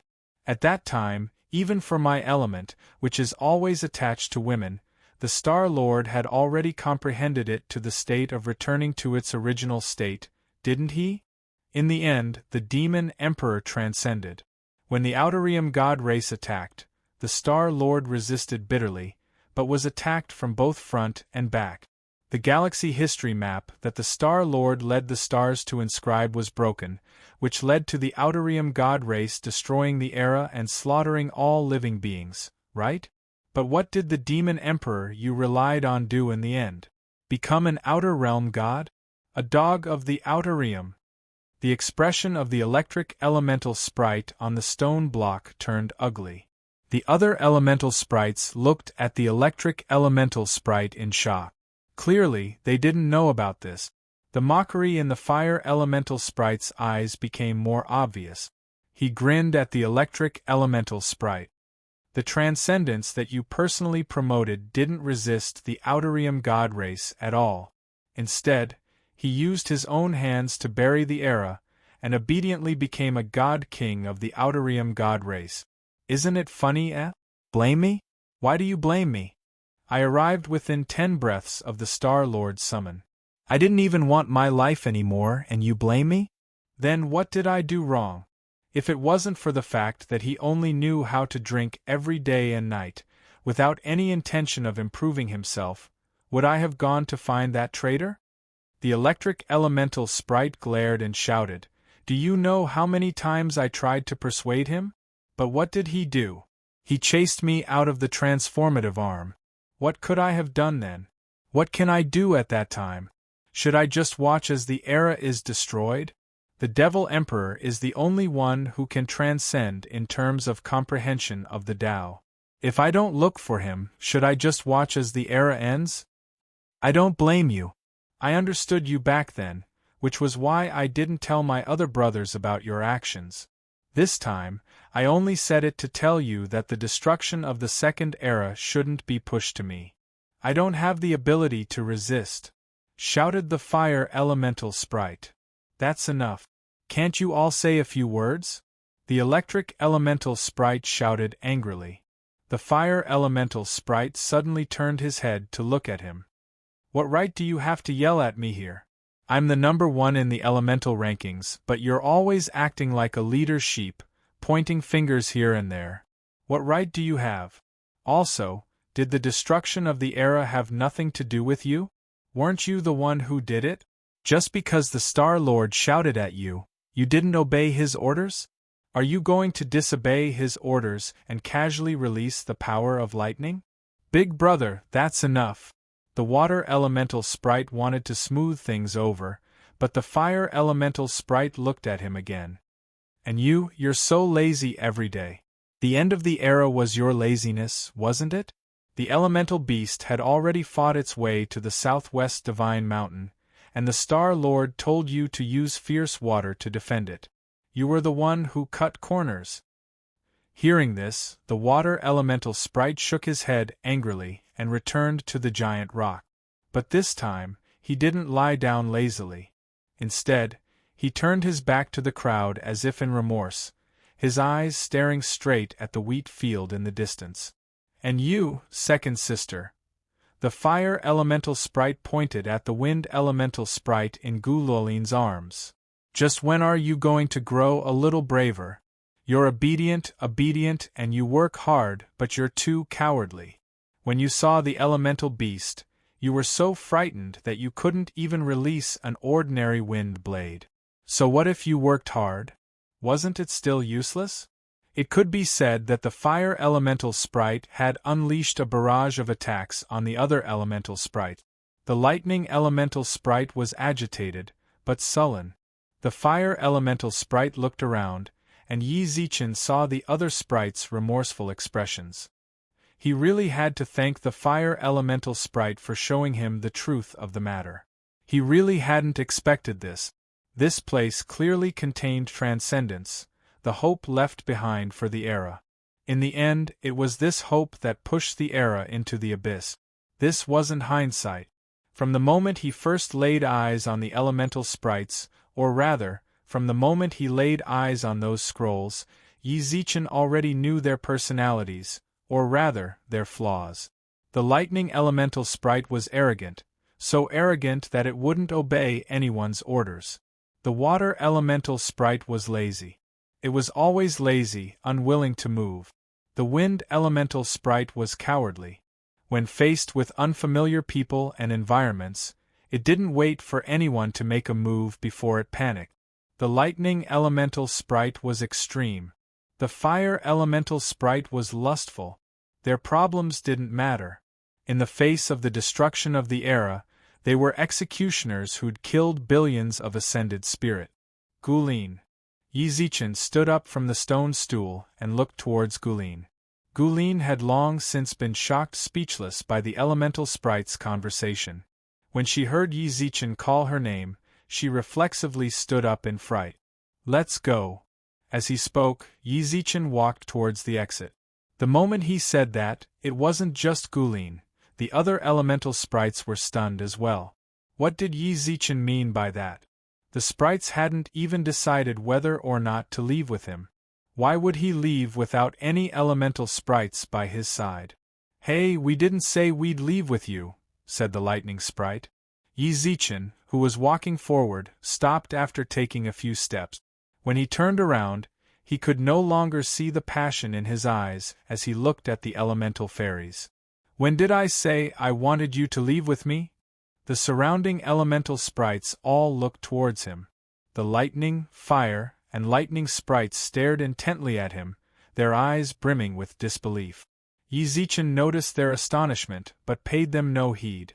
What are you still sitting there for? Let's go. Gulin didn't know why Yizichin was acting like this, but she could sense that he wasn't in a good mood. She placed the wind sprite back on the stone stool, then ran towards him. Stop right there! The lightning sprite roared angrily. However, Yizichin and Gulin didn't pause for even a moment. The lightning sprite frowned and charged in front of him. What do you mean? What do I mean? Yizichin smiled at him, then his gaze instantly turned cold. Isn't it obvious? I don't need you executioners to help me transcend. Just stay here obediently. Chapter 1684. Gu Luolin followed Yizichin with small, quick step. From time to time, she glanced at the tunnel behind them. She could vaguely make out the silhouettes of a few elemental fairies at the entrance. They'd been standing there ever since Yizichin left. Even now, she didn't understand why Yizichin had done this. Hadn't they come all this way for the sake of those elemental fairies? Are we really leaving just like that? Yizichin was rather taciturn. From start to finish, he didn't so much as glance at the fairies. He knew full well that the fairies could indeed strengthen his 5 elements. Since they'd transcended good fortune, with them around, Yizichin might transcend as well. It was just that the end of an era meant he couldn't put the entire era in danger. If it was a matter of life and death, the fairies would run into all sorts of problems. It would be better to just ignore them and pretend that they didn't exist to think about how to defend against the enemy. Along the way, Yizichin left a mark. Following the mark, he and Gu Luolin returned to the entrance to the real room. The thick stench of blood washed over them. The entire tunnel was dyed red. Song Xiong leaned against a stone pillar, hands behind his head, and hummed a tune Yizichin didn't understand. Meanwhile, Qinglan stood in a particularly thick puddle of blood. She stared at it and couldn't bear to look at it. As for the Yao Lord, he'd already caught sight of him. It's over? Murmured Yizichin. Song Xiong stuck his head out, dusted himself off, and walked up to Yizichin. Big brother Qinglan, you're in a bad mood. Watch what you say. Little friend Yi, you're back. Qinglan stepped away from the puddle of blood and said, I can't sense any of those elemental fairies' auras on you. I didn't bring them with me. Then what did you do? Song Xiong glared at him. Yizichin glanced at him. His gaze inexplicably made Song Xiong swallow his next words. Then Yizichin turned to Qinglan. Thank you for your hard work, Uncle Lan. Go back to the Yao Ceiling Pagoda and get some rest. Qinglan nodded and took out a small jade bottle to collect some of the blood on the ground before leaving. Song Xiong tried to follow, but Yizichin patted him on the shoulder. Song Xiong, I'll have to trouble you for a while longer. If nothing unexpected happens, the people outside are all waiting for me. You don't have to do anything to them. The end of the future era will still require their help. Before Song Xiong finished, Yizichin spread his fingers. Here's your reward. Yizichin to say to Yizichin, Yizichin, and Yizichin, no problem, I will definitely take care of it for you. At the entrance of the elemental fairies' residence, several elemental fairies sensed that Yizichin and company had already left through their elemental senses. To Yi Yixian said, to talk to. To. They were the leaders of the 5 elements, kings capable of manipulating the 5 elements of heaven and earth. Gaining their support was the same as gaining the support of the 5 elements. Everyone had to be careful around them, but Yizichin left without so much as a backward glance? If that was the case, what was he doing here? He really left, said the fire elemental fairy. We must have angered him. He doesn't want us anymore, said the wind elemental fairy carefully. It's all your fault, shouted the fire elemental fairy. The electric fairy glared at the fire elemental fairy. If it weren't for your shitty mouth, would things have turned out this way? If you hadn't been trying to shirk your responsibilities, would I have said all that? Shouted the fire elemental fairy. What did we shirk our responsibilities? Isn't that the truth?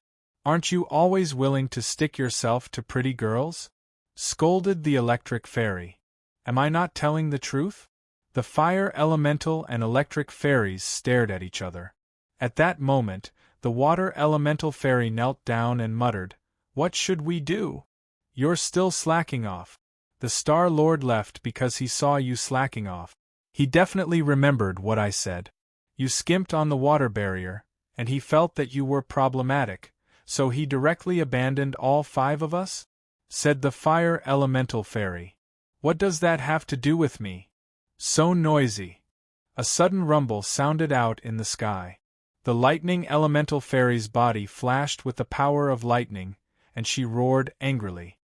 "None of us are to blame for the situation turning out like this. What's more, this isn't the time for us to argue. We should be more concerned about the fact that the Emperor's star didn't take us out. What about our mission?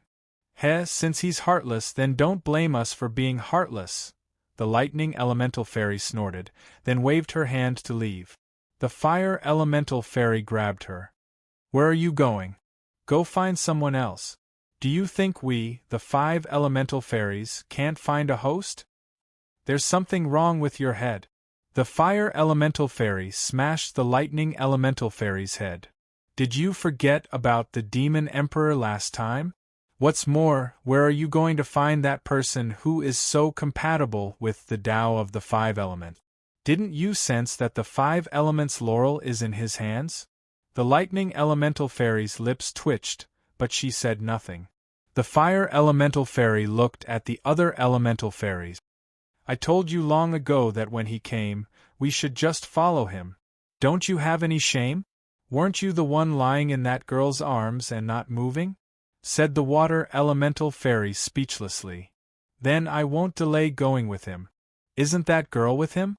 What are you guys doing? Why are you arguing again?" said the lightning elemental fairy. "Boss is right. That Emperor Star really is compatible with the power of the 5 elements, and the 5 elements' laurel is in his hands. Don't even think about finding another host." "Then what do you think we should do?" The elemental fairies were rather worried. Yizichin clearly didn't want to take them with him. Otherwise, he wouldn't have left so decisively. "How about we go out and apologize to him?" suggested the wind elemental fairy carefully. "We're elemental fairies, the emperors of the 5 elements. Don't you want to lose face?" glared the lightning elemental fairy. "Then what should we do? As long as someone enters, the mausoleum will disappear in 3 days. The other elemental fairies looked at the lightning elemental fairy. No matter what the fire elemental fairy had said, the lightning elemental fairy was still the one who had the final say. The lightning elemental fairy was quite vexed. They absolutely had to leave before the mausoleum disappeared. Yizichin's power of the 5 elements was the most compatible. Regardless of whether it was his fate with the elemental fairies or his luck, he was the best choice for them. Going up to them and apologizing would be too humiliating. "Let me think about it." In the real room, after the sovereign emperors left, the sovereign realm experts stayed behind, unwilling to give up their evil intentions. Even now, there were still quite a few emperors in the real room. Rumble. Suddenly, a huge sound rang out in the real room. Everyone watched as a door opened behind the white scroll, and Yizichin, Gu Luolin, and Song Xiong walked out. "The fortune is in his hands." The emperors wanted to attack like mad demons, but Yizichin didn't so much as blink. Song Xiong suppressed them with lightning speed before they could even conjure any Dao technique. Song Xiong didn't stop for even a second. Along the way, every single person who showed any hostility towards Yizichin was suppressed. Without the obstruction of the snowy mountains, they passed through them in less than 6 hours. "Yizi can come out, right?" Outside the tomb, Yang Jian and the other imperial monarchs surrounded the tomb. The great sage and Yang Jian were both former immortals here. Considering that they might have to fight later, they'd set up a barrier around the mausoleum. This was to prevent the energy from spilling out of their battle and destroying the entire plain. "Kuei Lin really is patient," said Great Emperor Bian. He's waiting for the fortune of transcendence. Who wouldn't be patient? Come to think of it, it's strange that Zhou Wu, someone so obsessed with transcendence, isn't guarding the mausoleum, said Su Qinyan. It's even better that he's not here. That saves us a lot of trouble, said Great Emperor Bian. Yi Zichen's friends were all imperial emperors, and outstanding ones at that. But even if they didn't want to admit it, they had no choice but to admit that the god, Yao, and demon emperors were far stronger than they were. Whether it was the demon emperor Kuei Lin, the god emperor Zhou Wu, or the Yao emperor Tai, even they could hold their own against several emperors on their own. Kuei Lin was already giving them a headache. If Zhou Wu joined the fray, it would be hard to guarantee Yi Zichen's safety. This was especially true for the Ocean Emperor. There was no water around the Howling Valley. Without the sea, her combat strength would decrease by half. Hey, Yi Zi's still alive, right? The great sage couldn't help but glance at Gu Li. Although he didn't want to chat with Gu Li, he was worried about Yi Zichen and couldn't help but ask a few questions. He's alive because… Gu Li frowned. When the great sage, Yang Jian, and Pu Jingwan saw this, their hearts trembled. What's that? It seems this guy still hasn't taken the fortune inside. Gu Li knit his brows. Before coming here, Gu Li had told him many things to do, including what would happen to Yi Zichen after he took the fortune inside. He glanced at his empty right arm. It had been so long, but Yi Zichen still hadn't taken the fortune. This didn't match up with what Gu Li had said. At that moment, a ripple appeared in the air around the mausoleum. Demon Emperor Kuei Lin was the first to rush toward it. The Ocean Emperor and the other great emperors had already locked onto him, but they instantly blocked his path. Out of the way. Chapter 1685. Demonic energy filled the skies. Kuei Lin stepped into the air, his murderous aura surging. His eyes glowed with blood-red light, and waves of demonic energy enveloped everything within 100 kilometers. Amidst the surging devil chi, 6 rays of light of different colors flickered. The Ocean Emperor was in the lead, while the 6 emperors of the Upheaval Alliance formed a rhombus formation around her. Yang Jian, the great sage, and Pu Jingwan stood 100 meters above them. A total of 9 emperors formed a golden bell around Kuei Lin. This was definitely an unparalleled battle. Enlu and Gu Li stood shoulder to shoulder 100 kilometers away. Their 2 Imperial Emperor-level attendants surged with demonic energy, cautiously protecting them from harm. Will Big Brother Zichen come out? After Enlu woke up, it wasn't just Yang Jian and the Great Sage who were worried about Yi Zichen's safety. She was worried about him too. Her face flashed with worry as she leaned against Gu Li and looked at the spatial ripples. I'm not sure. Even though they'd sensed the battle below, Gu Li was still certain that Yi Zichen was still alive. If he died, then as one of heaven's chosen emperors, Gu Li's imperial star and celestial fate would be bestowed upon Yi Zichen. He didn't have the Emperor Star's celestial fate, which meant Yi Zichen was still alive. But even now Gu Li hadn't appeared.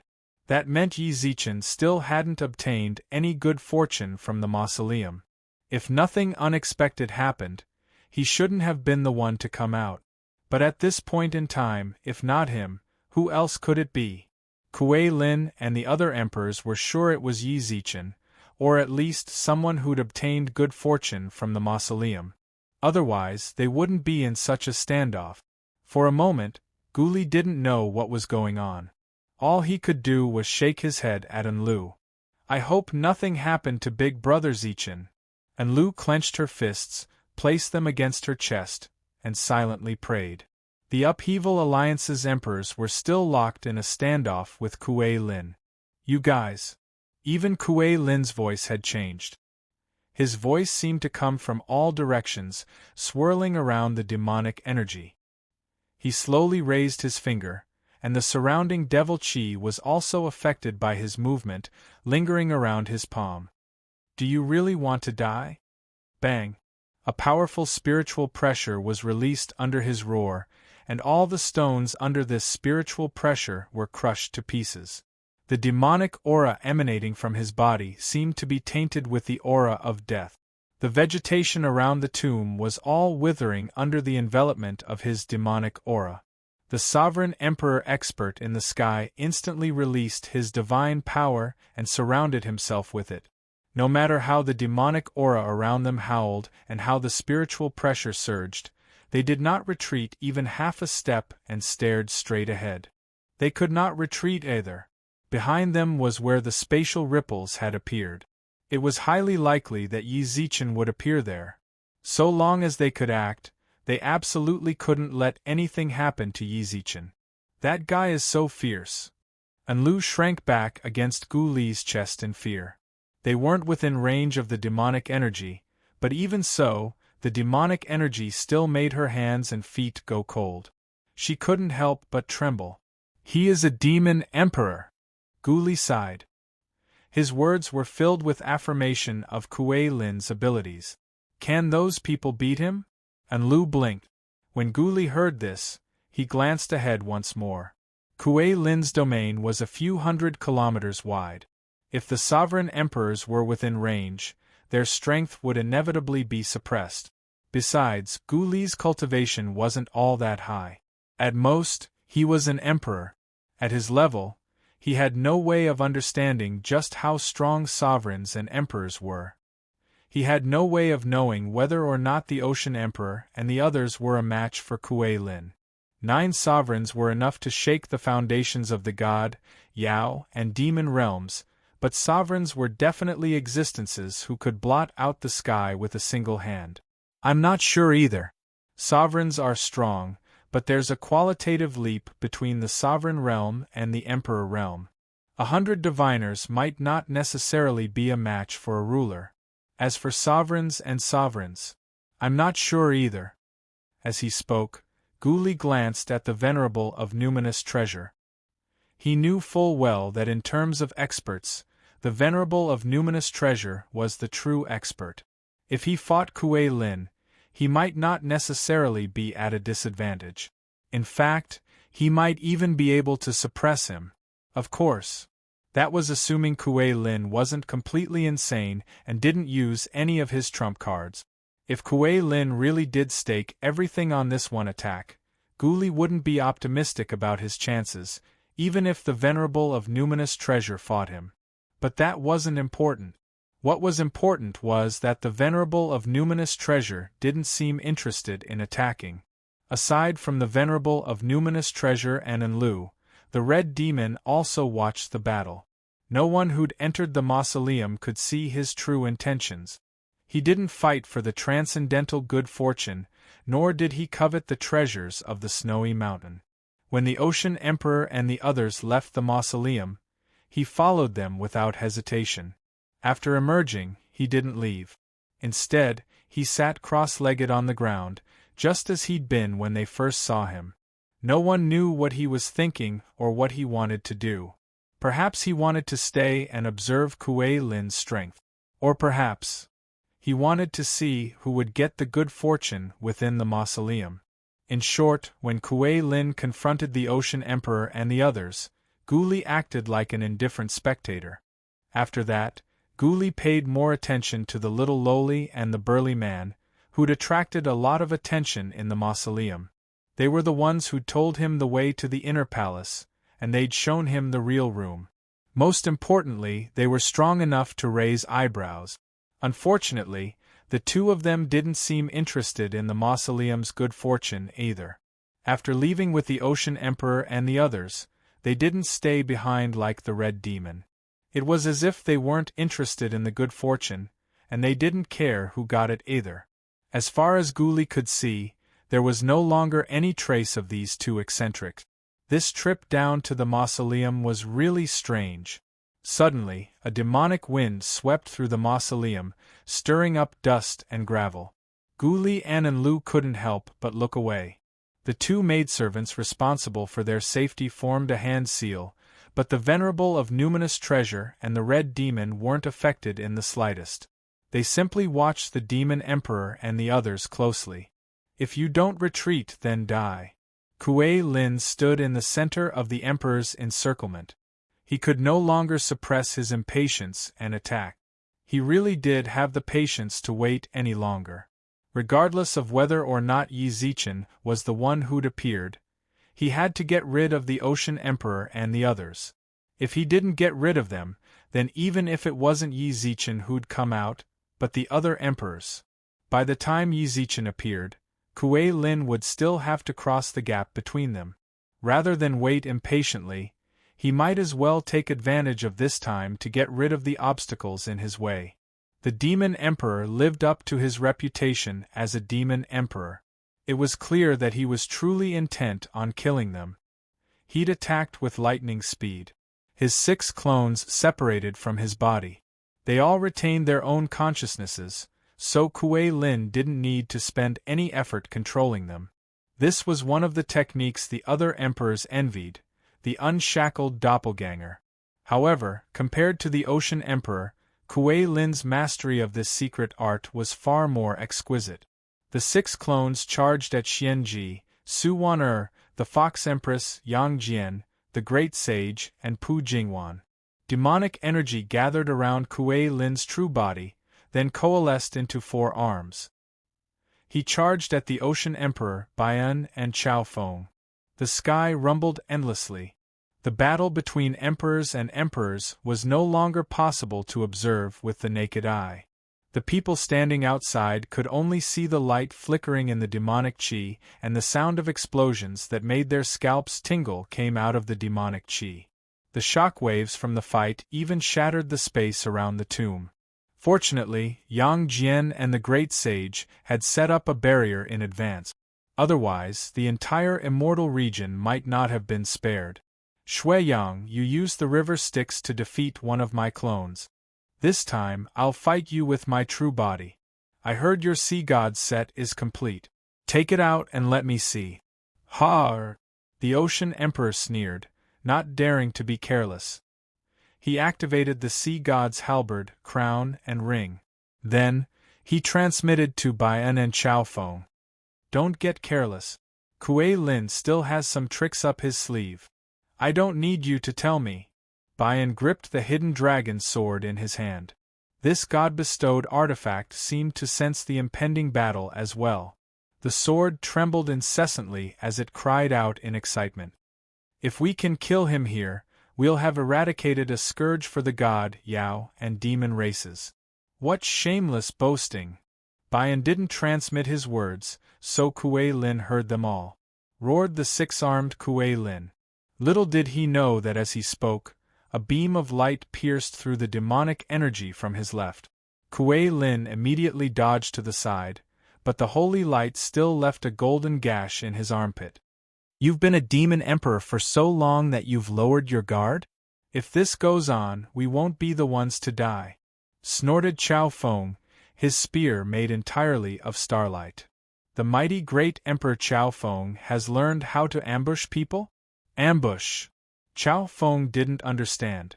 Hadn't their battle already begun the moment they'd stepped foot into the void? Where did this ambush come from? He really didn't understand. Forget it. You motley crew can only resort to petty tricks like this. All you did was ambush me and take advantage of me. What a joke. Take advantage. Great Emperor Chao Feng was puzzled. Are you sure it's as simple as taking advantage of me? Your Majesty, you'll die young if you act so arrogantly. When he heard this, Kuei Lin checked his wounds. The holy light still hadn't dissipated. More importantly, it was corroding, or perhaps purifying, his demonic energy. Chapter 1686. Commander, these emperors are breaking the rules. Should we? Outside the Demon Emperor's battlefield, an old-fashioned man stood atop the clouds. Behind him were 7 or 8 young men and women. The one who spoke was a young man next to the man. He bent over and asked for his opinion. The tomb is here. Do you really expect the people above to stay here? We've already tacitly agreed to let them come, but this. Did you just get to know those people? The man glanced coldly at the young man. They're all bastards who do anything for a bit of profit. Do you really expect them to coexist peacefully? That's exactly why I What do you mean why? I told you to stabilize the space. Yes, sir, then stay here obediently. Without my command, no one is to move. As he spoke, the man swept his gaze over the men and women behind him. Besides, we're not the only ones keeping an eye on them. If they don't move, we won't. The clan told me to stabilize the space, but who would have thought that this was a competition between me and Linru? Can't you tell that this is a competition between me and Linru for the main seat? You better open your eyes. If something goes wrong, you know. Yes, division leader. The men and women in the clouds placed their right hands on their chests. The man raised his head and looked in front of him.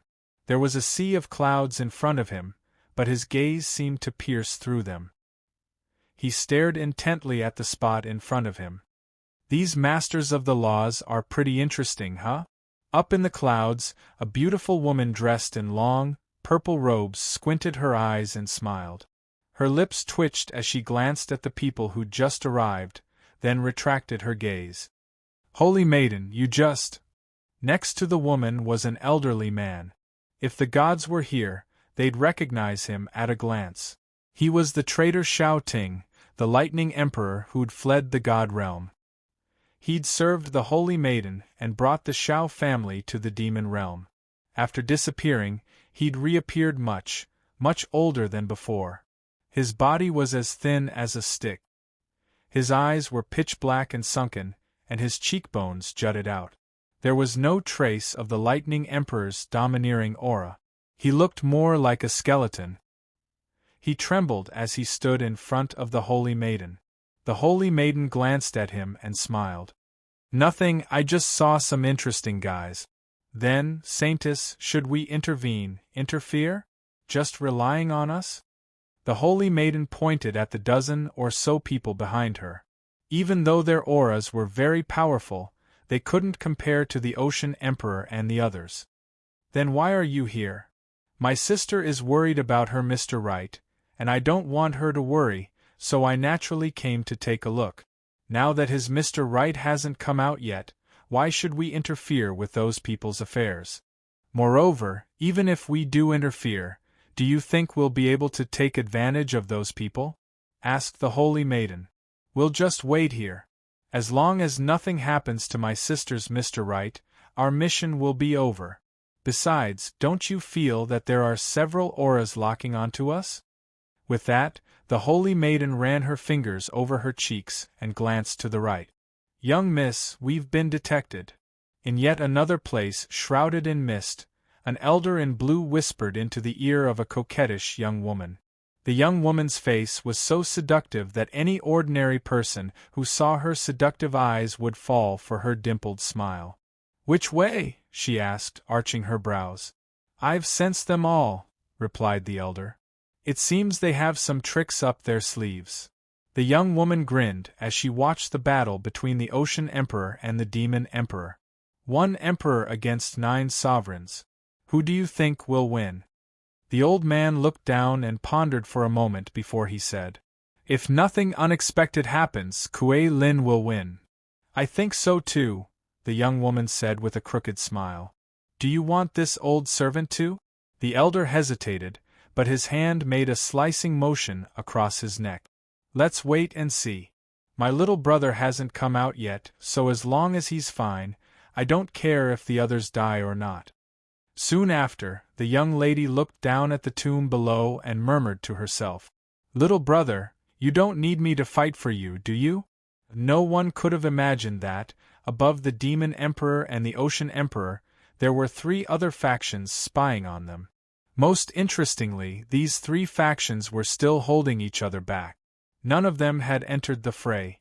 Eat my heaven-matching staff, you monster! The great sage swung his staff at the clone. The Ocean Emperor's clone's eyes widened at the shocking blow, and he tried to dodge. But then, crack! The wooden stick that was swung down actually broke in half. The clone took advantage of this opportunity to attack the great sage ferociously. Fortunately, Yang Jian arrived in time and slashed at the clone's waist, forcing it back. He landed in front of the great sage and frowned. What's going on? You can't blame me for this. Ordinary wooden staffs can't withstand my divine power. The great sage leisurely picked up a branch from the ground, then turned it into a staff with a wave of his hand. Yang Jian glared at the new weapon he'd created, as if he were performing acrobatic. Where's your staff? I lent it out. There's something wrong with your brain. There's something wrong with your brain. The great sage bared his teeth at Yang Jian. Stop bothering me. Hurry up and take care of that bastard, then help me deal with this damned thing in front of me. It's so annoying.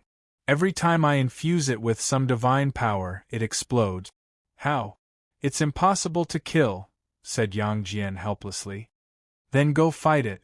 Show me your celestial eye and see if you can shoot them to death, said the great sage.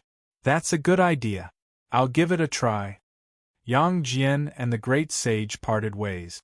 The other empresses, Su Qinyan, Su Wan'er, Lady Providence, and Pu Jingwan, were all vexed by the demon emperor's clone. Its cultivation wasn't all that high, but what irritated them the most was that it couldn't be killed. The surrounding demonic energy was probably nourishment for the clones. Even if their arms were broken, they'd automatically regenerate after a short while. They couldn't be killed, and they couldn't be shaken off either. It was quite annoying. Xianji and the other emperors were busy fighting the clone, while the Ocean Emperor and the others fought the main body. Kuei Lin, with his 6 arms, wasn't at a disadvantage even against the Ocean Emperor, Bai'un and Chao Feng. Their hands exchanged thousands of blows, but it was still hard to tell who had the upper hand. Speaking of which, it was strange. It had already been an hour since the spatial ripples appeared at the tomb, but until now, no one had appeared at the ripples. You really? Kuei Lin's eyes were bloodshot. He glared at the 3 emperors standing in a triangle around him. The Ocean Emperor and Bai'un weren't much of a threat to him, but Chao Feng. Unlike the Ocean Emperor, Bai'un, and the other emperors, they had earned their status through fighting. Everyone knew how high their cultivation levels were and how strong their combat prowess was. Chao Feng wasn't one of them. In the past, he'd always stayed in the Saint Palace. Everyone there was a master of the stars, and few dared provoke him. Even if there were some who didn't want to live, the master of the stars could deal with them. Chao Feng never fought, so the gods, Yao, and demons didn't know how strong he was. Many people felt that Chao Feng didn't live up to his title as an emperor. He'd only occupied the Divine Mountain because of the Saint Palace under his command. Kuei Lin was one of them. As they fought, he realized that Chao Feng's cultivation was lower than the Ocean Emperor and Bai'un's, and his battle experience was far inferior. But the spear in his hand. That spear was strange. It didn't cause any real damage when it struck. It was like a slow-acting poison that slowly seeped into Kuei Lin's body. Even worse, when the spear was about to touch him, Kuei Lin would use his demonic energy to block it, but the spear would ignore it and continue to strike him. As time went on, the holy light on him grew denser and denser. The demonic qi in his body was being eroded by the holy light more and more, and his movements became a little stiff. This spear. Kuei Lin stared at the spear for a long time, but the holy light on his body glowed brightly. It stood out in the midst of the demonic energy. Kuei Lin, do you still want to fight? Chao Feng stopped. The spear was his weapon, and he knew Kuei Lin's situation. Heh! As Kuei Lin sneered, the Ocean Emperor and Bai'un used the sea god's halberd and hidden dragon's sword to leave a bone-deep wound on his body. Kuei Lin frowned in pain, and purplish-red blood slowly dripped from his wound. Your spear has a sealing effect, said Chao Feng. You could say that.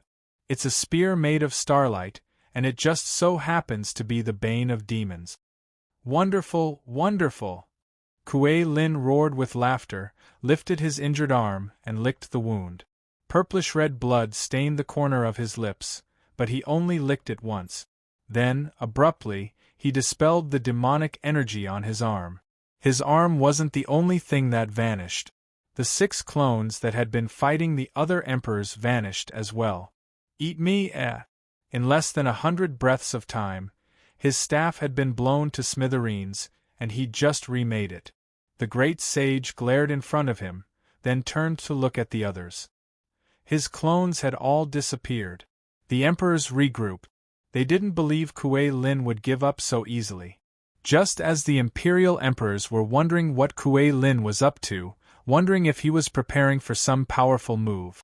Chapter 1687. Seeing this, Kuei Lin was filled with emotion. He didn't dare say he'd traveled far and wide to no avail, but the current situation was pretty much the same. Chao Feng had left far too many marks on Kuei Lin's body. Although Kuei Lin had the means to erase them, it would still take some effort. If he'd fought them just now, he'd have to use some of his trump cards to deal with them. He'd recalled his clones and absorbed the demonic energy back into his body, which meant he was ready to use his trump cards. Who would have guessed that Yi Zichen would emerge from the mausoleum at that exact moment? Coincidentally, the Emperor's attention was on Kuei Lin, which was why he'd managed to capture Yi Zichen before the Emperors did. Of course, Gu Luolin was a problem. With the Gu family backing her, he really didn't dare do anything extreme to her before obtaining transcendence and good fortune. Kuei Lin's lips curved into a sinister smile. When the other emperors saw this, they all rushed over. Kuei Lin immediately turned around, grabbed Yi Zichen by the neck, and shouted, "Take one more step! One more step and your Star Lord's soul will return to the river Styx." When the emperors heard this, they immediately stopped. The great sage and Yang Jian's eyes blazed with fury. "If you dare touch him, don't even think about leaving here alive. Since I dared to tear down all pretense of cordiality with you, I'm prepared to leave my life here. It's just—" Kuei Lin suddenly tightened his grip. Yi Zichen's face reddened. "I wonder if you're prepared to watch him die?" "You—" The great sage took a step forward, and his overwhelming divine power transformed into a tempest of divine power. Kuei Lin narrowed his eyes and tightened his grip. The Ocean Emperor hurriedly held the great sage back. "Alliance Head Yi is in his hands. Don't provoke him." "Monkey, the Ocean Emperor is right." Yang Jian tried to dissuade the great sage. Filled with hatred, the great sage fiercely swung his arm, but his fiery eyes were filled with rage. Yi Zichen was captured, and the other emperors felt like they'd lost their lives. Even if they had all sorts of tricks up their sleeves, they didn't dare use them. Kuei Lin was the one holding Yi Zichen. No one here was confident they could subdue Yi Zichen before he snapped his neck. Kuei Lin's eyes twinkled with disdain as he glanced at the sovereigns. Yi Zichen loosened his grip slightly. Yi Zichen, who was on the verge of suffocation, took a few deep breaths. "Star Lord Yi, we really are fated. Isn't it Lord Demon Emperor who has been waiting for me here? Why does it sound like a chance encounter from Lord Demon Emperor's words?" Yi Zichen didn't show any sign of fear. He smiled, then glanced at Kuei Lin's left hand. "I don't care about me, but are you sure you want to do the same to her? Get involved. You know very well who the person behind her is." "Humph, I don't think you dare to do anything to me."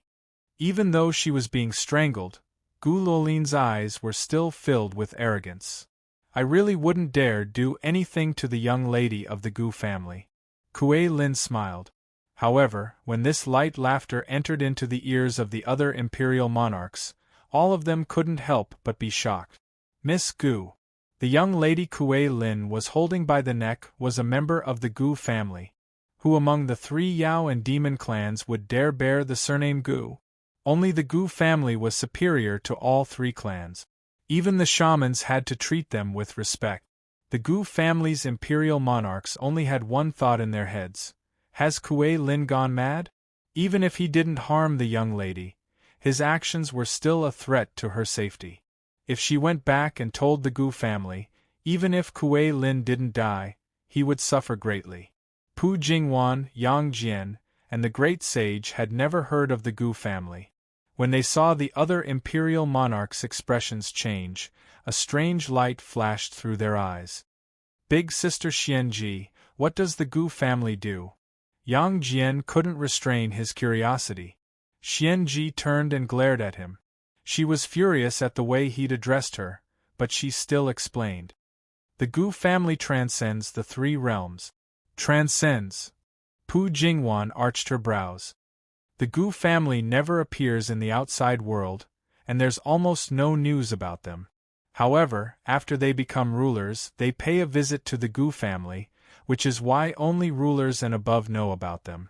But after leaving the Gu family, everyone feels that it's a taboo, so there's no news about them. They only know about them. Then we. You weren't born and raised in the God, Yao, and demon realms. The Gu family has never summoned you, so it's only natural that you don't know about them. Then why are they so transcendent? Could it be that they have someone even stronger than the emperors? When Pu Jingwan asked this question, the surrounding great emperors fell silent. After a while, Xianji nodded. That's right, they have 3 half-step transcendence experts. Kuei Lin really was a bit fearful of Gu Luolin's background. Although he maintained his grip on her neck, it was just an empty gesture. Besides, his goal was to steal Yi Zichen's inheritance. Gu Luolin wasn't part of his plans. Since the demon emperor doesn't dare touch her, why don't you let her go? Yi Zichen looked Kuei Lin in the eye. He said this because he wanted Gu Luolin to escape as quickly as possible. No one knew whether or not Kuei Lin would go crazy. If he really did, even if Gu Luolin had the Gu family behind her, he wouldn't have much to fear. Let her go? Kuei Lin laughed. Alliance Headyi, you really know how to joke. I really don't dare do anything to her, but that's only if I want to live. Unfortunately, your luck is a bit lacking. Not long ago, I decided to fight with my life on the line. Suddenly, Kuei Lin tightened his grip. Her grip on Gu Luolin tightened. Gu Luolin clutched her arms and kicked her legs. Her bright eyes were filled with agony, but it was clear that she was warning Kuei Lin. Miss Gu, your background really does make me fearful, but I've already prepared for the worst. He narrowed his eyes and smiled at Gu Luolin, then a hint of madness flashed through his eyes. Hand over the fortune in the tomb, or both of you will die. This guy had really gone mad. When Yi Zichen saw the madness in Kuei Lin's eyes, he knew he'd truly gone mad. He truly didn't expect transcendence to be so enticing to emperors like him and Zhou Wu. They were actually willing to give up the empire they had painstakingly built up for it. They didn't even consider how hard it had been for him to obtain his cultivation. They were willing to risk their lives for it.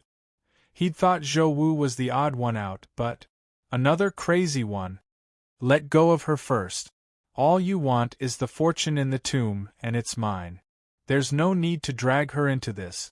Hand it over, or she'll die before you. I didn't take the fortune. It's still in the tomb. Hand it over. Kuei Lin tightened his grip. Gu Luolin began to bleed from the corners of her mouth. It seemed Kuei Lin wouldn't stop until he'd obtained the fortune. Yi Zichen couldn't let things go on like this. Song Xiong. As soon as Yi Zichen spoke, Kuei Lin sensed that something was wrong. He'd reacted quickly enough, but to his surprise, the holy light mark Chao Feng had left on him had become his greatest threat. His movements were stiff, and he tried his best to warn the others in advance. However, before he could react, a tall and sturdy figure had already appeared behind him. A fist tore through space and slammed into his back. At the same time, his arms around Yi Zichen and Gu Luolin suffered 2 heavy blows. The instant Yi Zichen and Gu Luolin escaped his grasp, Kuei Lin saw another pitch-black fist hurtle viciously towards his face. Boom! Like a comet, Kuei Lin slammed into the ground, creating a huge crater in front of the tomb. The emperors, who'd been waiting for a long time, instantly moved to surround Kuei Lin, while Yang Jian and the others approached Yi Zichen. Yi Gu Luolin, are you all right? Yi Zichen held the unconscious Gu Luolin in his arms.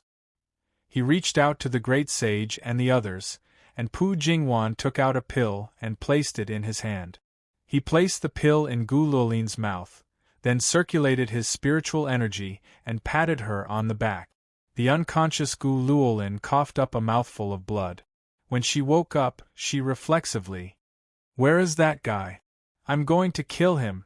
Gu Luolin was like an enraged little lion. Kuei Lin really was brazen. He dared choke her. Not only did he choke her, he'd almost strangled her to death. Don't think about revenge for now. Just focus on absorbing the pill's effect. Yi Zichen rolled his eyes at Gu Luolin, then nodded to Yang Jian and the others. "Sorry for making you worry. Hey, is my mission over? If there's nothing else, I'm going to head back," said Song Xiong, who'd just finished off Kuei Lin with a single punch. Yang Jian and the others looked at him. This was a fierce man. Earlier, even the 9 emperors couldn't do anything to Kuei Lin, but now this big brother had sent him flying with a single punch. "You've worked hard. I'll pay you later." Song Xiong nodded and disappeared into the void. Yang Jian also spoke at this moment. Yang Jian spoke up, "Who was that guy? He's a bit fierce. When are you going to call him out so we can spar?" The great sage nodded. Both he and Yang Jian loved to fight, and when they saw such a fierce expert, they itched to fight. You won't be able to beat him." From the moment Song Xiong finished off Kuei Lin with a single punch, Yang Jian and the great sage knew they were no match for him. "Even if we can't beat him, we can still try. You'll have a chance." Yi Zichen understood their personalities, so he changed the subject. "Shouldn't our main problem be the Demon Emperor?" They landed shoulder to shoulder. By now, the Ocean Emperor and the others had completely surrounded Kuei Lin. When they saw Yi Zichen, the emperors nodded at him. Yi Zichen nodded back, then landed a few hundred meters away from Kuei Lin. Kuei Lin sat in the pit, coughing up blood. Gu Luolin gnashed her teeth in hatred. "You dared hurt me? Let's see if I..." "Stop right there and don't move." Yi Zichen grabbed her, but Gu Luolin struggled to break free. She wanted to avenge him. "Jingwan, help me keep an eye on her. No matter what, don't let her move." Yi Zichen shoved Gu Luolin into Pu Jingwan's arms, then turned to Kuei Lin and said, "Your Highness, Demon Emperor, you've lost." Kuei Lin, who was coughing up blood, turned to look at the emperors, who were staring at him like gods. Kuei Lin glanced at Yi Zichen, who stood outside their encirclement. His eyes flashed with the same contemptuous smile. "I lost?